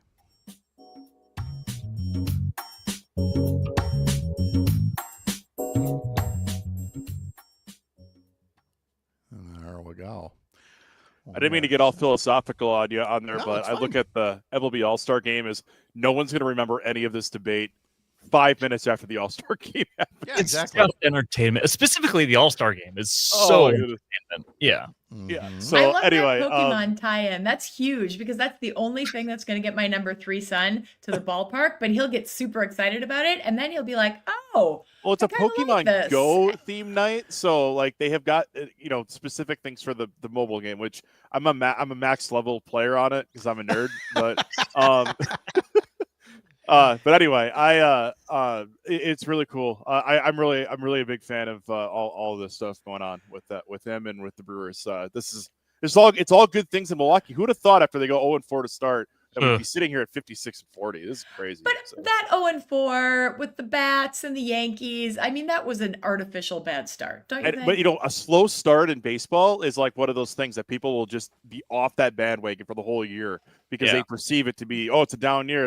What the attendance suffered through April. The attendance was terrible. And now all of a sudden you see like 3 of the last 5 or 6 games, it's been like a playoff atmosphere. It's crazy.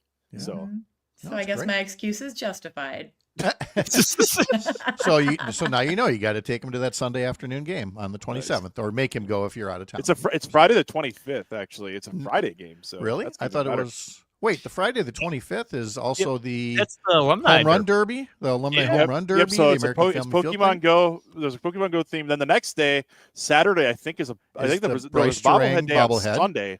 Well, One of the I bo- thought it there's a was Sunday bobblehead because day it said Saturday. here trading card packs, and I assumed that was Got it. That's right. Yes, Pokemon. so trading cards Sunday, but then Saturday is a bobblehead day. I think. So Yes, it is. Yeah. it's a big Yeah, it's weekend. the Platinum Glove one.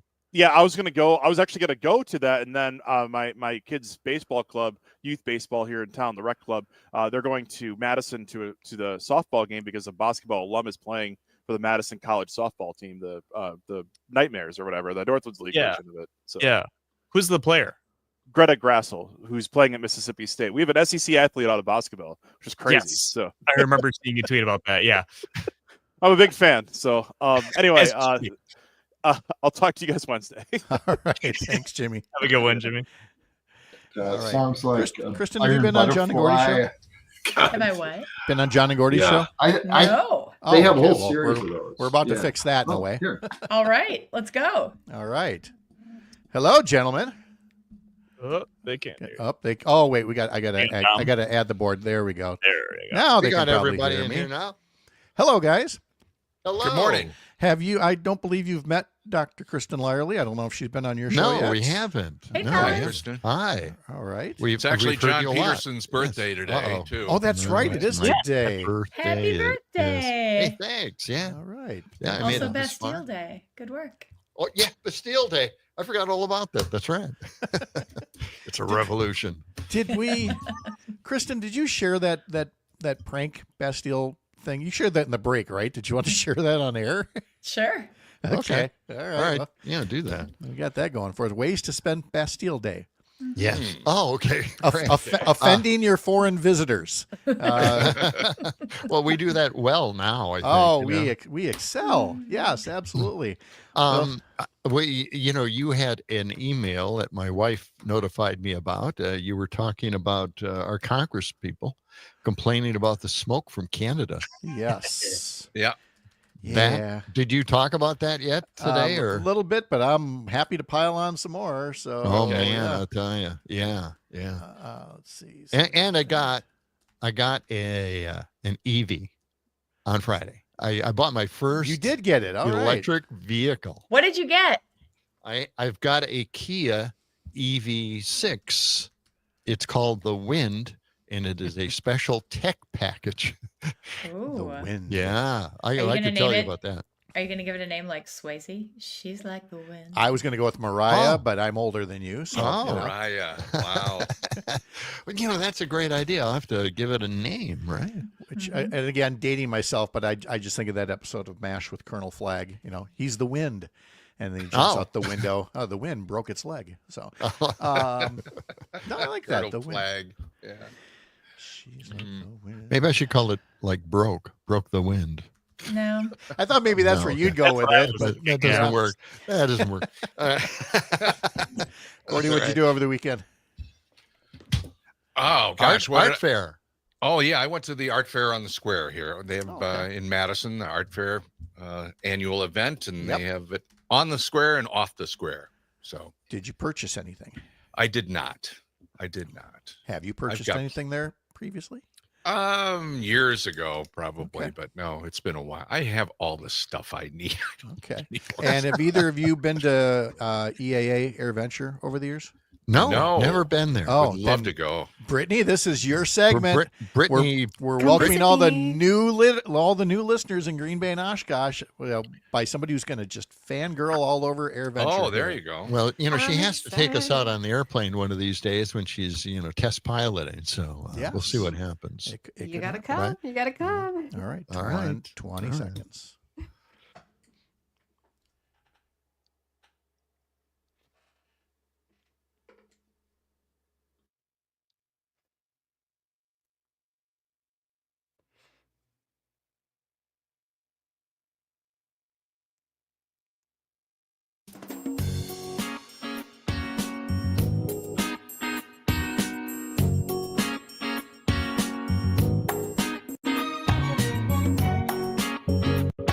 Live across Wisconsin on Civic Media, you're listening to Mornings with Pat Kreitlow, powered by Up North News. Now, from our Lake Soda studio, here is the founding editor of Up North News, Pat Kreitlow. Good morning. It's 8:06. Nice to have you here up north on this Monday morning, July 14th, 2025. Parker Olson produces this show and is standing by in Madison Studio A2. John and Gordy joining us in a sec from Madison Studio A1. And then from her private weather cave somewhere in the middle of Wisconsin is meteorologist Brittany Merlot, who's also going to educate us this hour about EAA AirVenture. Big fan. Big I am. fan of it. Huge fan. To which Alicia writes on YouTube, I need to find Brittany next week. You Big do. EAA fan. So Yes. I've never been to it. John and Gordy, I don't believe you guys have been there from our Have Madison not been there. station. No. And Kristin, it's been a little while for you. Mm-hmm. So we'll figure that Oh, out. you've been there. You've been there, though. Yeah. I grew up in the Fox Valley, so I've Oh, been yeah. around. You course, can't, yeah. you You've been can't help around. it. Exactly. Alicia also notes that July birthdays are the best, and she's no longer talking about mine 10 days ago, but now talking about John, whose birthday is today. Happy birthday, Mr. Peterson. Well, thank you very much. Yes. Gordy's birthday was last week, Monday. Mhm. My wife's birthday is tomorrow, and we're going to go see the movie Superman. Oh, So that's there you- her gift. Okay. Yeah, we were Nice. just talking about that in the last segment here. Oh, you are? Wow. Yeah. So, Brittany, we started last hour, and I figured we started as well about the smoke because it was, again, so thick in parts of Wisconsin. Seems to have dissipated by and large, but does that play any kind of a role as we get our weather week started?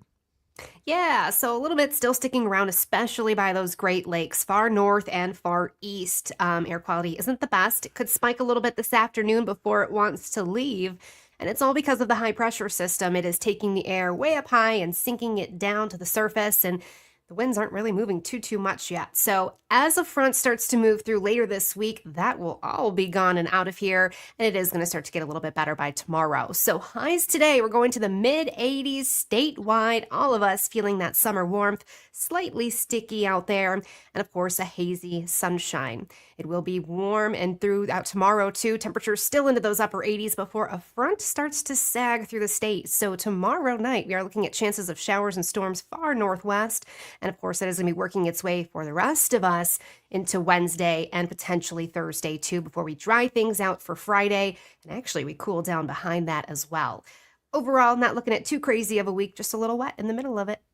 Okay. We'll talk about AirVenture more in just a sec, but first let me remind folks that State Representative Ahmad Rivera-Wagner from the Green Bay area will be joining us later this hour. And Dr. Kristin Lyerly, kind enough to stick around for us. Jane Matenaer is off today, but she will be busy this week along with Greg Bach and with Todd Alba, because it is road trip week. You can go road tripping with Matenaer on Air and the Todd Alba Show with stops in Oshkosh, Butternut, and Hayward. You can join Jane and Todd and Greg on the road for all kinds of stories about what makes Wisconsin great. And of course, we've given Todd a head start, given a couple of days that he spent up here at the Northern Wisconsin State Fair. I don't believe we scarred him too much. He's still willing to road trip for the rest of this week, so tune into all of that across the Civic Media Radio Network. Also coming up later today on the programs, you've got Matt Rothschild and Angela Lang, who are guest co-hosting Matenaer on Air today. And then later on the Todd Alba Show at 3:30, State Representative Jenna Jacobson will talk about her announcement for a state Senate seat in Southwest Wisconsin. That and so much more throughout the day here on the Civic Media Radio Network.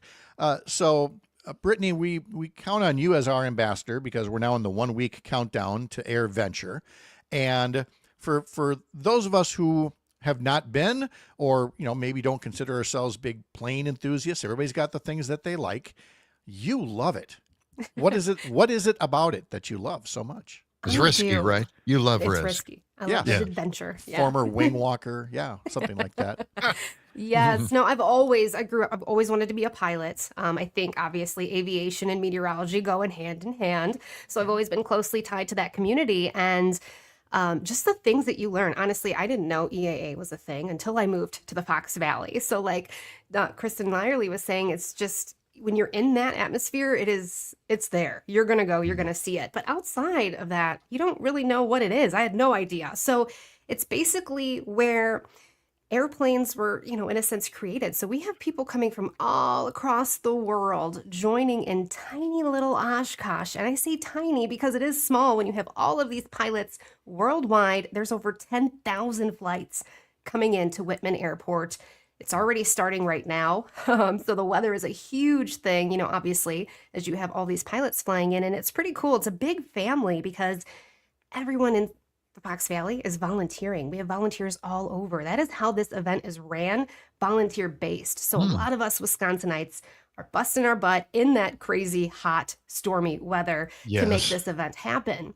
And even all around it, I mean, just so you know, heads up, fast food places or restaurants around the area are going to be sold out. They're going to be slammed. So it brings in a lot of money to our area. But overall, it is the coolest thing to me because I love flying. I love aerobatics. You get to meet all these pilots. You get to see the old planes, the aerobatics. Oh my gosh. You Yeah, really, you know. that maybe that's what you're going to get into, right? You know The it. aerobatic part of it.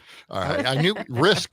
She likes risk. All right. or I want to know seaplane. why is Alicia writing in wing walker in the Navy has a completely different meaning. All right, Alicia. Apparently, we've made a bunch of people in the Navy laugh right now without any idea why. So maybe she will fill us in. Are you going to be camping next week there like you were last year? Yes, so I will be there the entire week camping with no electricity, none of that. So What? it is the real grind out there for the entire week trying to make it through. And you think when that thing dies, that phone dies really, really fast. Will you be? I was going to say, will you be in touch with us at all, or Oh, I do we- will. Okay. I will. Well, she could always You go bet. to Osh Vegas, which is across the street. I love that sign. Osh I do too. Vegas. Yes, Osh Vegas is right across the street. Yes. Isn't it a Oh. gift shop now? I think. I don't know. It used to be a motel. What That- is I have no idea what you're talking about. I'm now. not quite sure Las either. Vegas? Yeah, it's across the Yes. street. It's like a store or a house or it's something. I think they host a big music festival there. Oh, yeah? Yeah. Oh, And that okay. big field behind it. Yeah. I think that's All what, right. yeah, country music used to be, and now they changed it to something else. And I Oh, believe okay. it's maybe a pub, probably But right there with a bunch of but I love campers. the name. Isn't that a great name, Osh Vegas? Osh is. Vegas. It works. We are It going to learn does. a lot about the Oshkosh area next week. Brittany, thank you so much. Have a great day. You too. All right, let's get back to John and Gordy, the birthday boys as well. John, today especially, John, you, as you mentioned last week, you got yourself a little gift. You are now an EV owner. That's right. I just love these EVs now. I got in the car and it was just so gorgeous that I just fell in love immediately. And my wife was not on that same page. She wanted to build a garage and add value to our house. I said, no, I have to get this frivolous gift for myself. So, and the only reason I had to get this is because, as you know, Trump is getting rid of the rebates for EVs. And I thought, I'm taking that $4,000 before they expire. Sure. And that's the only reason I wanted to get the EV. And I also read an article where used EVs are really inexpensive. They're least expensive out of all the used cars, gasoline included. So I found a great EV. It's a Kia EV6. It's called the Wind. I should give it a name. Wind. No, it doesn't need the wind. It needs a song. Kristen, you turn on that radio, and what's the first thing it plays for you? She's like the wind. Yeah, exactly. Yes, exactly. Through my Yeah. leaves. You got to name it Swayze. Swayze? Name it the hop in Swayze. Swayze and head to the store. Yeah. I could. I have to think of a name. I know. I got to think of something that's you give us the natural for Wind me. as a start. Of course, I'm old enough. I'd go with Mariah, but I'm sure there are other There other you go. options there. The thing is, we're talking about it on there this morning. We were saying, geez, I finally made it into the Jetsons age. Yeah. That's our reference point. Yes, that is your entry. Congratulations, you're there. This is a tech vehicle. It's called the tech package. So it's got all this technical stuff in the car. And to tell you what, they have the quick guides. You know how you like to look at the quick guide right away so you can get familiar with things very quickly. They're about 300 pages. These quick guides are not quick guides at all. No. It sounds. I'll bet there's a bunch of lawyer talk in there too about all the disclaimers and Could it's like be. the terms and conditions. You have to check the box. No idea what you just checked, and yet you're there. And so that's your birthday gift to yourself of sorts, Gordy, And the family. Yeah, Mhm. yeah, and okay, the family too, I guess. Gordy, you did art fair on the square, which is all around the Capitol Square. I've been to it once or twice. Just a wonderful way to have art and other crafts on display. So, did you get yourself like a little statue for your house, or a big 6x6 foot painting of something, or No, I didn't really make any purchases. I did win a couple of prizes at one of the local TV stations. Had a big prize wheel, and I got a little duffel bag or something with their logo all over it. No, I like to go just to see what's out there and all the because they bring artists in from all over the country for this thing. It's been going on for forever in Madison. And they have the art fair on the square, and then they have the art fair off the square. They really kind of have blended the two together, but some more local stuff at the art fair off of the square. But just fantastic stuff. I mean, I just admire all the work that all these artists can do, and a lot of imagination, a lot of very cool artwork, a lot of arts and crafts stuff too, and terrific food. So it's a great day. They have it every Saturday and Sunday this time of year. And I went to it yesterday because it's a little bit less people. The Saturday morning is really crowded, but I went yesterday afternoon. It was really fun and great weather for it too. So just a fun day out. That's great. And well, I'd go to it myself, but I've got the weirdest house. There's no place on the walls to put pictures. So It's not just pictures, though. It's jewelry. It's sculpture. It's so many different things. Art can mean so many different things to different I just thought he was coming up with an That's excuse. true. Oh, look, there's nothing on the walls. There's things just fall right off. It's a special paint that we put on the walls. It happens. So you have a birthday on Bastille Day, John, which is interesting. I mean, have you had French themed birthday parties or anything like no. that? Do you spend your birthday like releasing prisoners or anything? Storming the gates? Storming the gates. I forgot all about Bastille Day. And I guess, Kristen, you brought the whole subject matter up, right? Kristen tortured somebody over Bastille Day. Because we're A near guest. Madison, right? So when I lived in Oregon, my neighbor, Ann Weiland, shout out to Ann, it is also Ann's birthday. So we had a birthday party for Ann. And at the time, we also had an au pair from Germany who, like many Germans, has a little bit of a rivalry with the French. So we themed the entire birthday party French, with French fries and French toast and all of the silly French things. And we told him that it was a Bastille Day party. And he got so upset that he left. We had to chase him out of the house and tell him that we were just kidding. So happy birthday, Anne. Happy Bastille Day to all. I mean, you punk your German guest with a Bastille Day party. I mean, do you have like a Mexican housekeeper, and then you have an ice theme party for this person next? What's next with you? Wow. We're still friends. I texted him this morning. He said, I still do not understand the French work culture. Happy Bastille Day. There you go. Nice. Okay. Hey, a local update is coming up next for some of you. Others will continue this conversation here. And when we're all back together in our next half hour, we will be talking to State Representative Ahmad Rivera-Wagner about what's happening next in the legislature now that the state budget has been passed and is done. From the heart of America's up north, live from Lake Wissota, thanks for making this the place to spend part of your mornings. I'm Pat Kreitlow. This is the Civic Media Radio Network.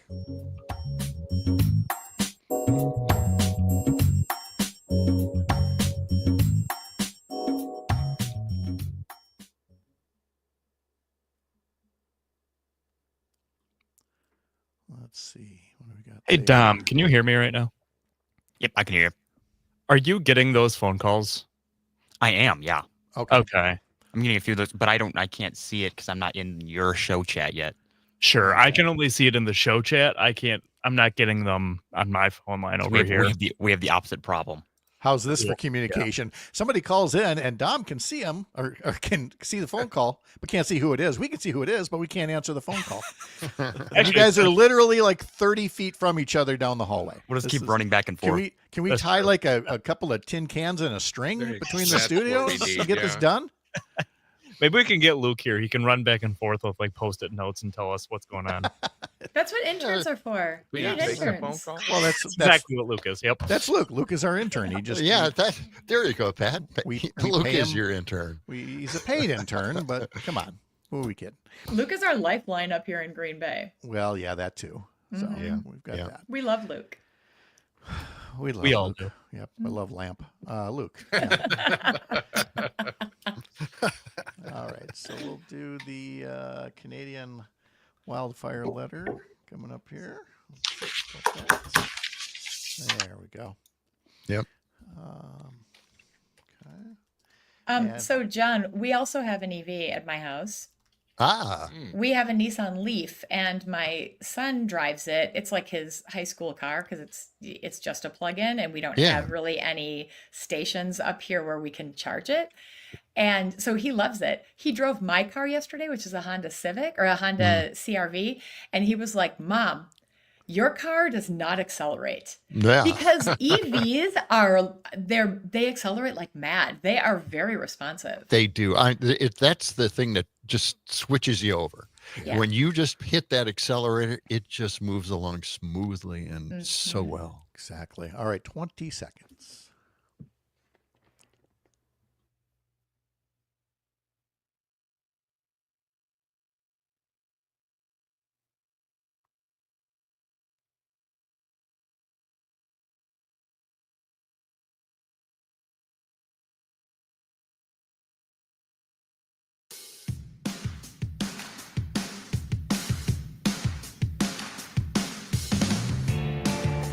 Hey, if you'd like to interact with the show, several different ways to do that. The newest one is off the Civic Media app, where you can go to one of the stations where you're listening to this program, and you can text us from that station, but you can also send us a voice note. Send us a little short audio message through the Civic Media app, and we may play that back on air.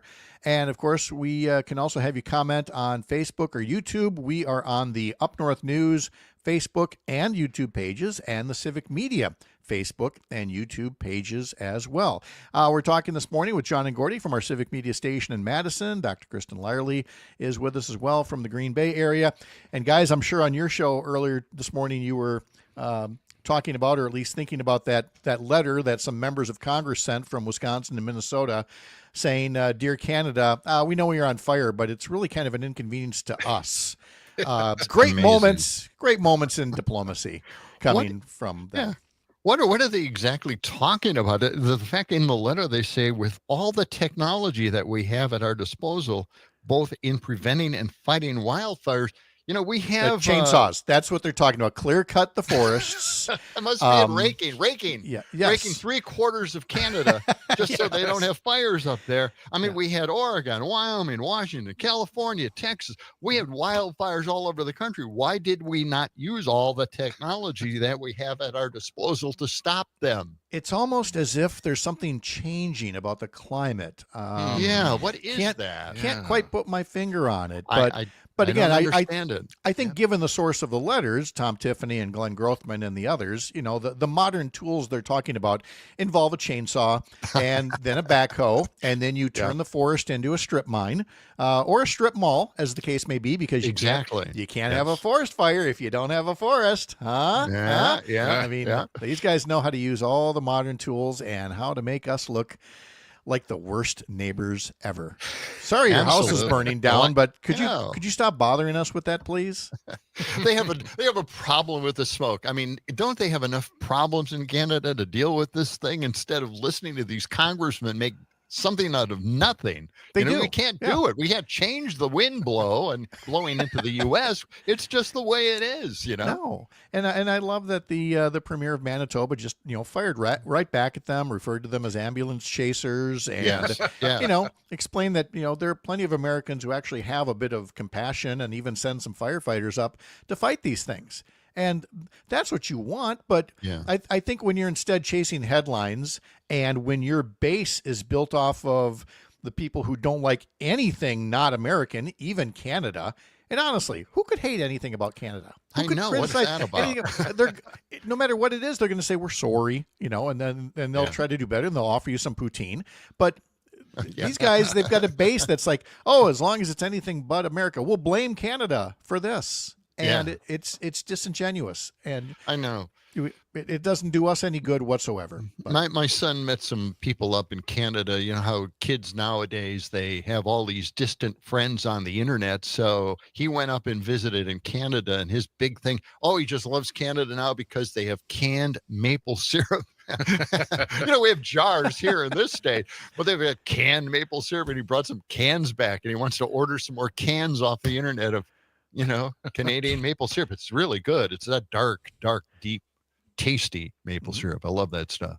It was good. I learned on our recent trip to Portugal the way that you can have differences in syrup and in honey and in other things. I always just kind of thought, well, don't they all just kind of taste the same? And no, they most certainly do. Kristin shaking her head like, no, you can tell the difference between a Wisconsin maple syrup and a maple syrup from Manitoba. Yes, you actually can. Well, it depends on what your pollinators are. Oh, also yes. the honey. Yes. Yes. Yeah. We're back to the pollinators. What is that super? Aren't they making some kind of super honey now? And super honey? Yeah, super. Yeah, some kind of super industrial strength honey. Yeah, really. And also making the. Did you see this in the movie or something? Honeys, the hot honeys. Oh, the hot honeys are so in. Yeah. What's that all about? Right? You put it on pizza. Oh, you do? Oh, I didn't know that. Okay. Well, thanks for the tip. I actually did that with, I grilled up some chicken last weekend, and I made a little hot honey mixture. A little honey and some spices, and I brushed that on. And again, if you don't overdo it, again, there's hot for the sake of, sweating, and then there's hot for the sake of flavor. And boy, I love the latter. If you get that right, if you get hot for the flavor of it, that is just so good. But other people, they want to do like what is that hot wing show, the one with the wing challenge, and all the celebrities come on and they're schwitzing like an Airedale, hot ones, and doing that. I don't know. Are any of you maybe you like the heat for the sake of heat, John Gordy? You like I love those ghost peppers. Oh yeah, definitely.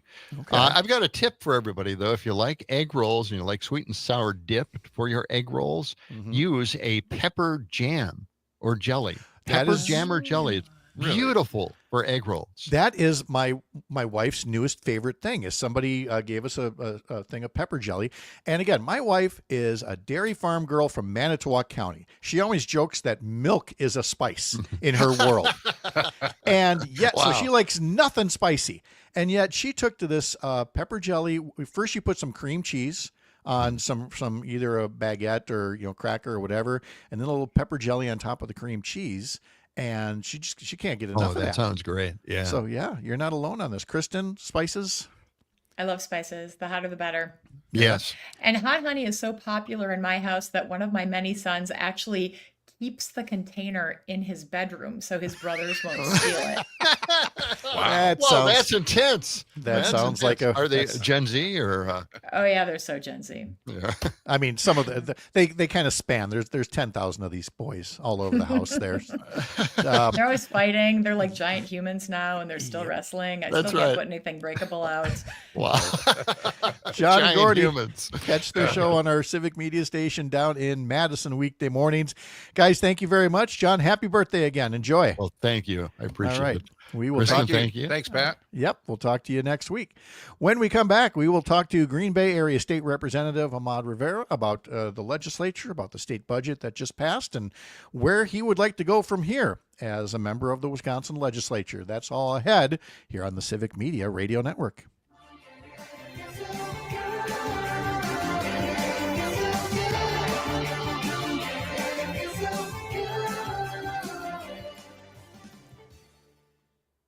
I'm gonna go to the bathroom now. All right. Okay, I'll Yeah, alert you- the media. All right. Thank I'll be right back. Yeah, All right. permission. Thank you, guys. Bye guys. Good to meet you. Yeah, it was nice meeting you. Ahmad, how are you? I'm good. Can you hear me? I hear you just great. You look good too. Thanks for being here.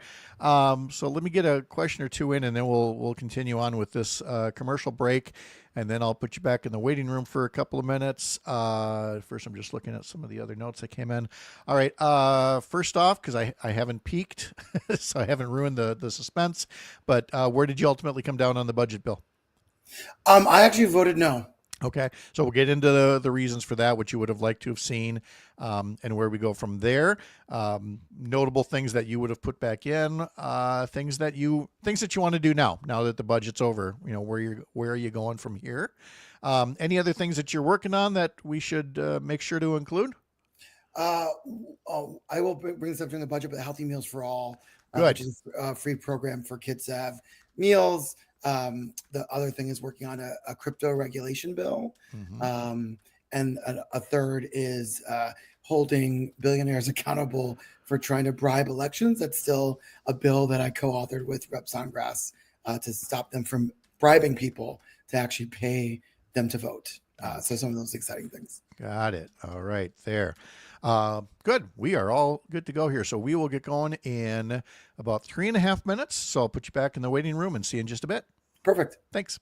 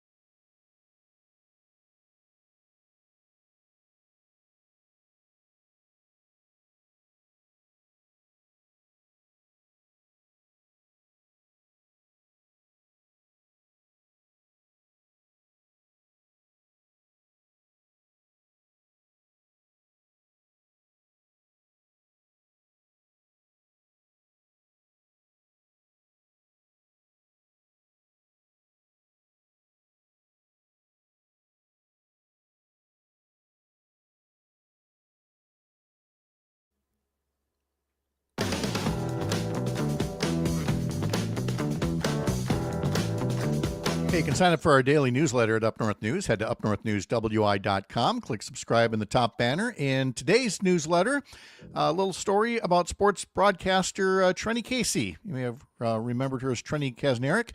She recently completed her leg of MS Run the U.S., a coast-to-coast relay where runners cover a section of the country to raise awareness and funds for those living with multiple sclerosis.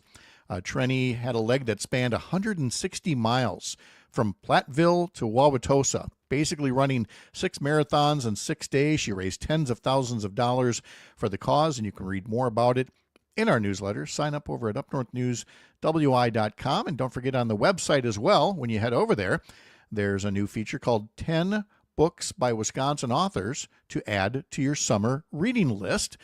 They include Wisconsin Milwaukee native Peter Straub, who went on to write the national bestseller Ghost Story, and much more. Look for that on the website, upnorthnewswi.com. Back now at 8:36, Dr. Kristin Lyerly is here, and also joining us, State Representative Ahmad Rivera-Wagner from the Green Bay area. Nice to have you here, Representative. Thank you for being here.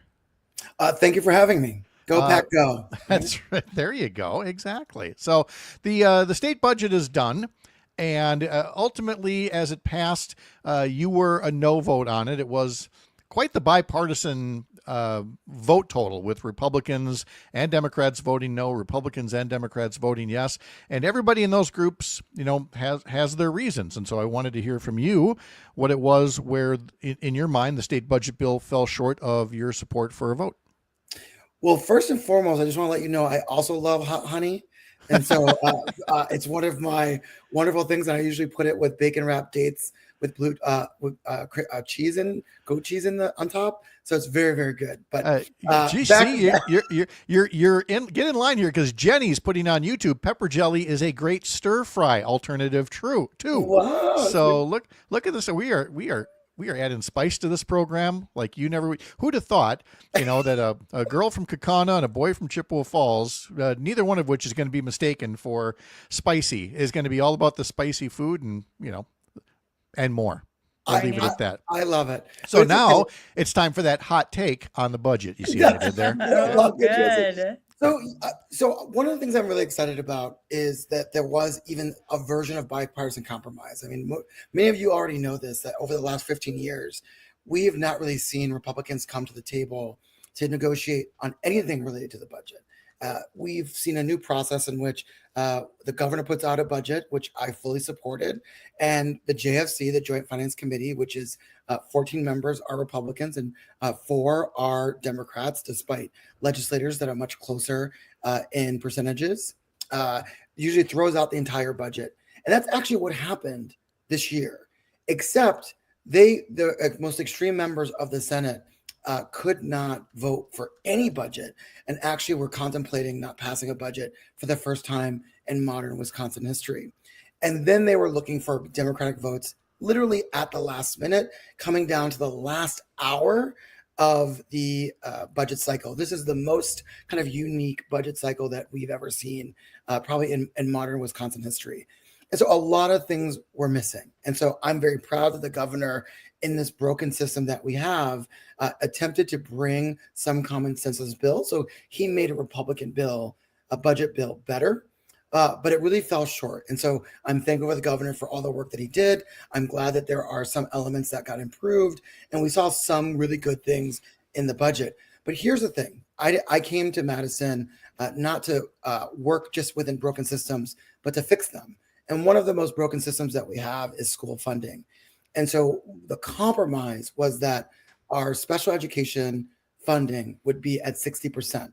For those who may not know, that we essentially have 2 tiers of education, where we have voucher schools and traditional public schools. Voucher schools get funded at 90% or higher for their special education expenses.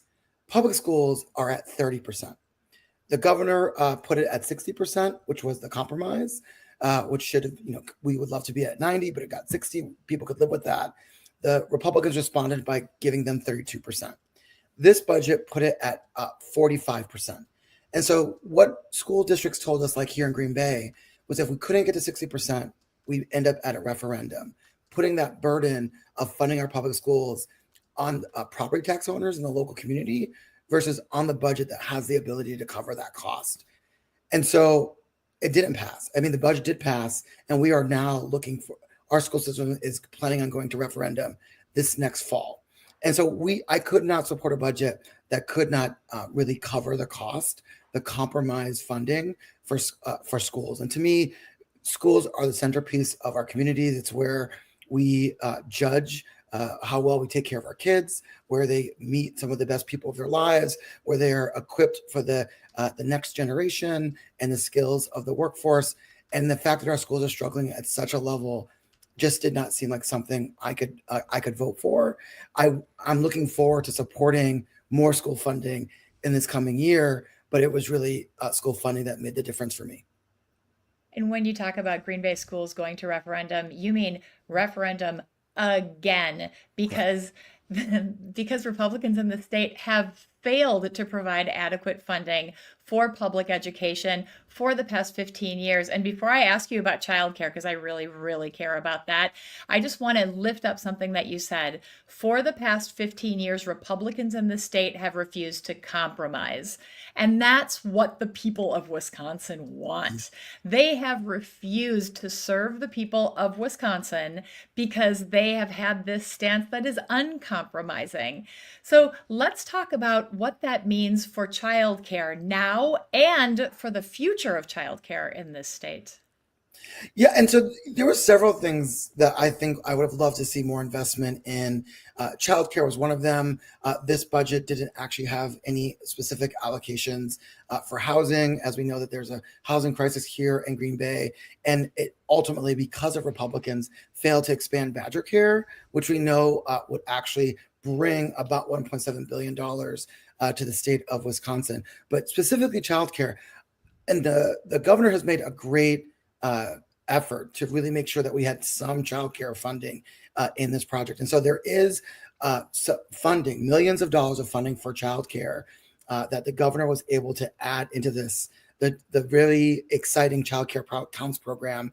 That was a pandemic era program that sent direct funding to childcare providers that allowed them to hire folks, pay people better, and keep their prices low and accessible to working families. The governor had been a champion for that work. Republicans didn't like the name childcare counts and didn't like the program. So the compromise was to create a whole new program that works just like childcare counts so that Republicans could have a win. And so the upside is that we have childcare funding in the state budget. The downside is that funding literally goes away after the first year. And again, I think that we have to remember that it's not really a compromise. It was that Republicans wanted something. They needed 5 Democratic votes, and they gave us the bare minimum to get those 5 votes in the Senate, and they did get some more in the Assembly. And I think that is not a great process. Like what I hear when I talk to people in this community, Republican or Democrat, liberal or conservative, is that they want government to work. They want government to be a force for good. And there's a lot of incredible things that happen here in Wisconsin. We're the birthplace of many civil rights, of Social Security, of environmentalism. We know that we want to take care of each other. And so they expect a budget that does that work. And for me, I'm really proud of the governor for even getting an improved budget. But the truth of the matter is there's too many things that were left on the table. Childcare is one of them. We would have loved to see some further extensions. And these are majoritarian policies. These are not far right, far left. Everybody wants a basic childcare program. People want housing and building more housing. They want something taken care of the environment, and they want their healthcare to be more accessible. And they want us to take funding from the federal government so that it's less of a burden on local taxpayers. And unfortunately, we could not get there with this budget, but this is the first budget that we've ever seen Republicans have come to the table. Unfortunately, it was, they came to the table the last 24 hours and expected to make miracles. And so I'm happy we got further than we were at, but there's still a lot that folks need in this moment. First steps, bipartisan wise, but baby steps. But first Yes. steps, but baby steps. So where do we go from here? The budget bill is done. We're talking to State Representative Ahmad Rivera-Wagner from Green Bay, Dr. Kristin Lyerly here as well.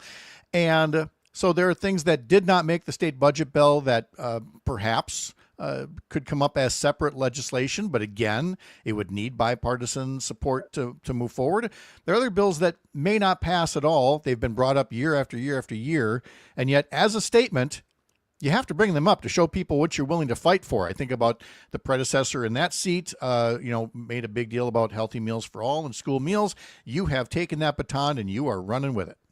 Absolutely. So just for folks who may not know, former Representative Christina Shelton, now Christina Sandar, led the effort to create a program called Healthy Meals for All, which is basically says that every kid that goes to a public school gets a lunch and a breakfast. No means testing. Everyone gets fed. We know that a hungry kid cannot learn. And so taking that concern off the table and allowing kids to have meals without accruing debt, something that we still do in the 21st century, is that we make children and families actually accrue debt for meals at schools. This bill would eliminate that process and no means testing, and we'd actually save money. It costs the state and local municipalities money to actually implement a program that tries to regulate who gets and who pays for school funding, school food. And Minnesota has already done this. Many states have already done this, and it's an exciting program that's common sense. It actually saves taxpayer money, and we see the improvement in kids' lives and learning outcomes and social outcomes. And so I'm really excited to be a champion for this. A lot of my other Democratic colleagues have signed on to this bill. We are hoping to get this passed. It was in the governor's budget, but it was stripped out by the Joint Finance Committee. But we are reintroducing that bill, hoping to get that support.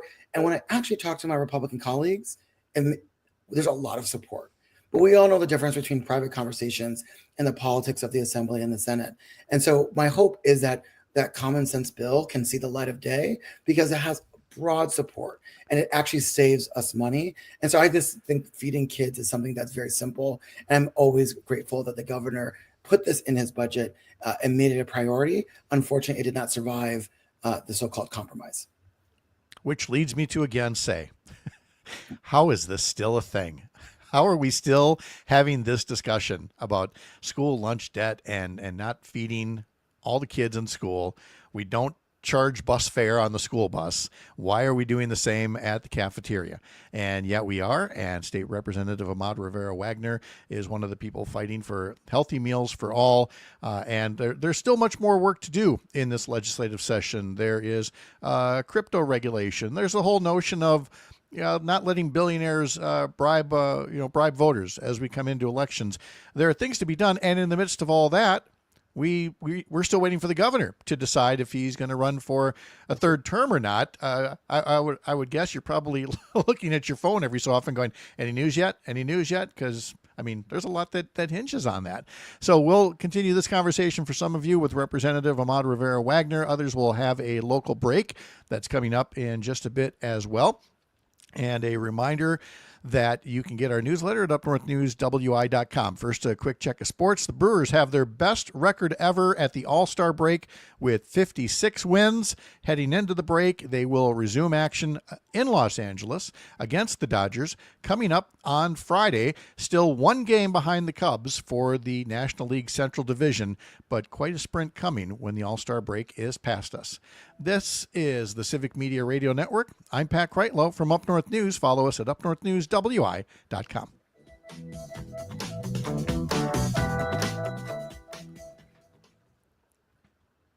All right.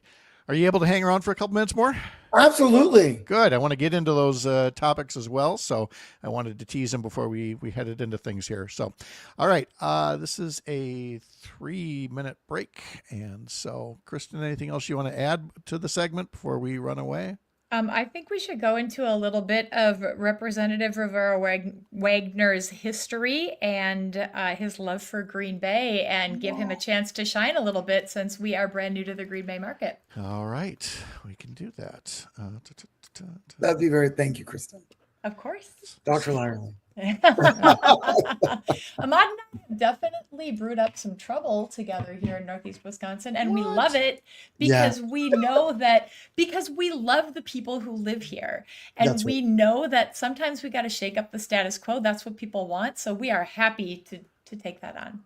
I like that. She did one of the inspirations of the bill, the billionaires trying to bribe elections, was inspired by Kristin and I organizing a protest against Elon Musk when he was trying to purchase a Supreme Court seat. So Yes. we're friends in so many ways. It's really exciting.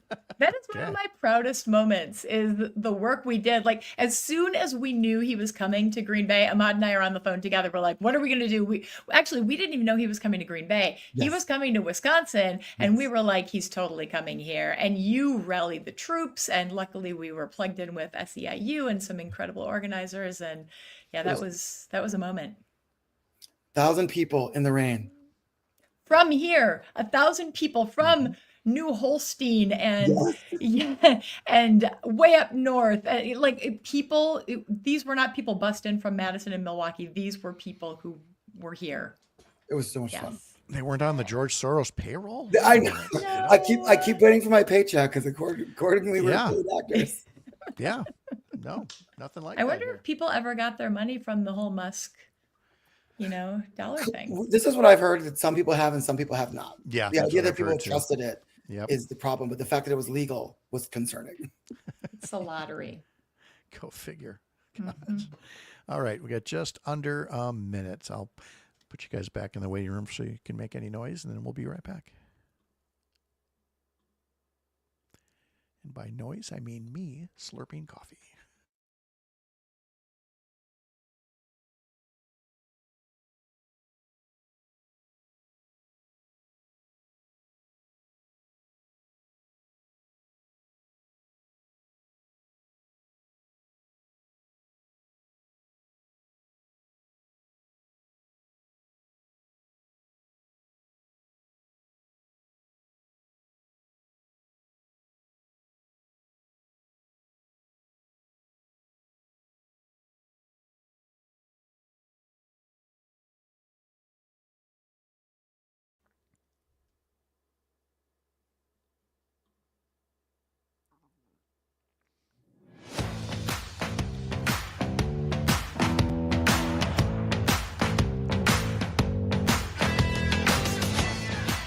We have got a busy program for you tomorrow here as well. Green Bay Area State Senator Jamie Wall will be here, as will Hans Breitenmoser, dairy farmer from Lincoln County.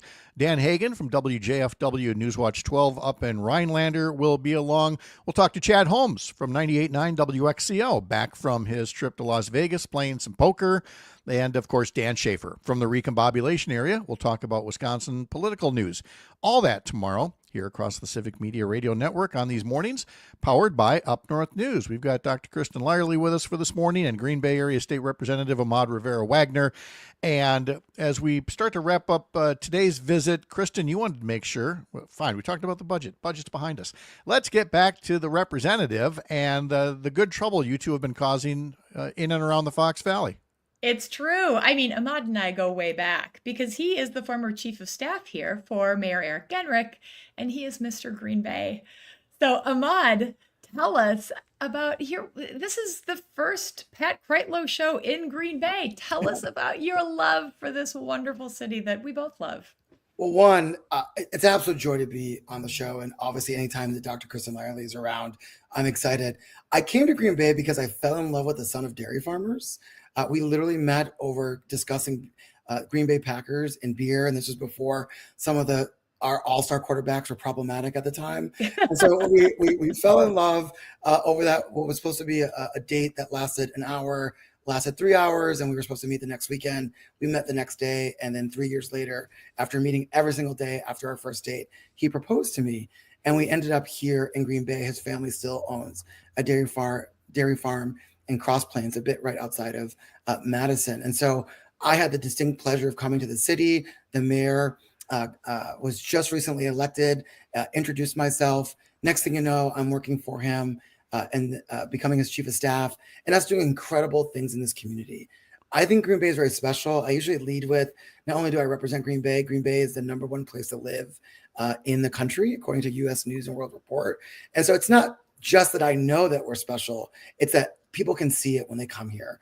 There's something about the way that we take care of each other, support one another. It's one of the places that truly feels like home. And that's why I so fiercely believe that we need to protect it, protect its institutions, protect its people, protect our values, because there's nothing more beautiful than a community that wants to take care of each other and take care of the next generation. And so Kristin is one of the many people like this who just embody the spirit in Green Bay.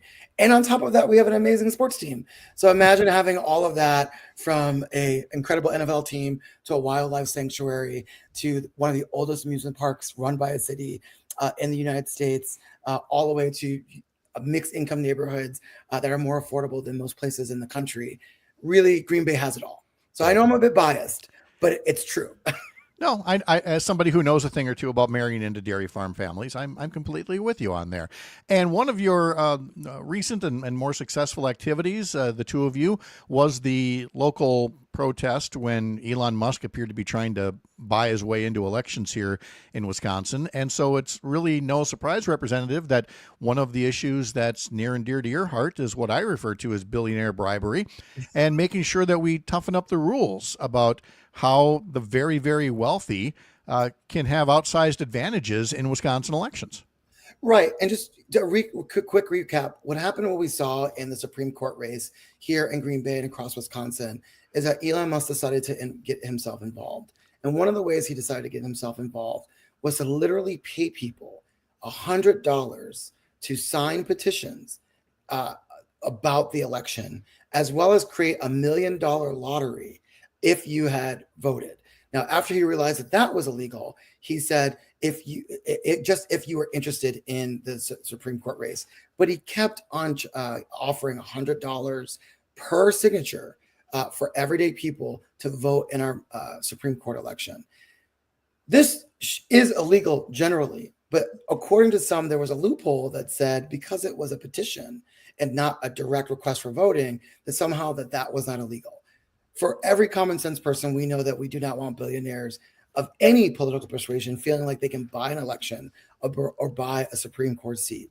So the first thing we did is when he came to Green Bay, we let him know how we felt about this, which is we brought 1,000 people in the rain, very thankful to the help of SEIU and Dr. Kristin Lyerly, who helped us bring 1,000 local people to the KI Center to let him know that we were not going to let billionaires buy our election. And the next week, I introduced a bill with Rep. Sondergrass that would make it illegal for you to offer any amount of money to sign a petition that's election related. So that's any kind of petition, especially during the election cycle. And so I'm very excited about the bill. I've yet to get a Republican co-sponsor, but this is a common sense bill that everyone agrees with, but yet we haven't figured out how to pass it yet. All right. And then we'll wrap things up with a question that you don't have to answer yet, but Tony asks on YouTube. Is Ahmad considering a run if Governor Evers doesn't run again? So apparently you're making a good impression already on folks. That's kind of them to say. I think the governor would do a great job, and he's done a great job as governor the last 2 terms. Yes. And besides, we are already putting, if the governor decides not to run again, we pretty much have the bandwagon. We just have to hitch, the horse to Dr. Lyerly's wagon, and she'll be ready to take off at that point. We don't want to lose Ahmad in Green Bay. We need him here. See, yes, I love it. See, all these moving pieces that we're going to be tracking as we go along. And later on a future visit, I want to get more into crypto regulation. Lord knows that's needed. And by the time you're here next, we will know a bit more about the race for governor. And I had the opportunity to interview Washington County Executive Josh Schoeman at the Northern Wisconsin State Fair back on Friday. I'm going to talk about that on the show tomorrow, but there will be much to talk about. This is only the start of our to-do list, Representative. So thank you for taking part in it for us on this first show today. Pat and Dr. Lyerly, thank you so much for having me. It was a lot of fun. Oh, thank you so much. And Dr. Lyerly, thank you for sticking around as well for, again, it's our 600th morning show, but the first one in the Fox Valley. And so thank you so much for being part of show number 1 and 600. You're the I'm best. so excited that we're finally in Green Bay in the Fox Valley. Woohoo! It's good to have you all here. Thank you again. Have a great day, all of you. And again, tomorrow we'll have Green Bay Area State Senator Jamie Wall coming up next on Matenaer on Air. Both Matt Rothschild and Angela Lang will be guest co-hosting. Up North News is part of Courier, a pro-democracy news network. I'm Pat Kreitlow. Have a great Monday. See you tomorrow morning here up north. And that's it. Yay! Whew. Would that it? So, all right, only 599 more to go. Thank you for hanging around. That was nice of you. Well, I owed you something after I bailed on Friday accidentally. I was so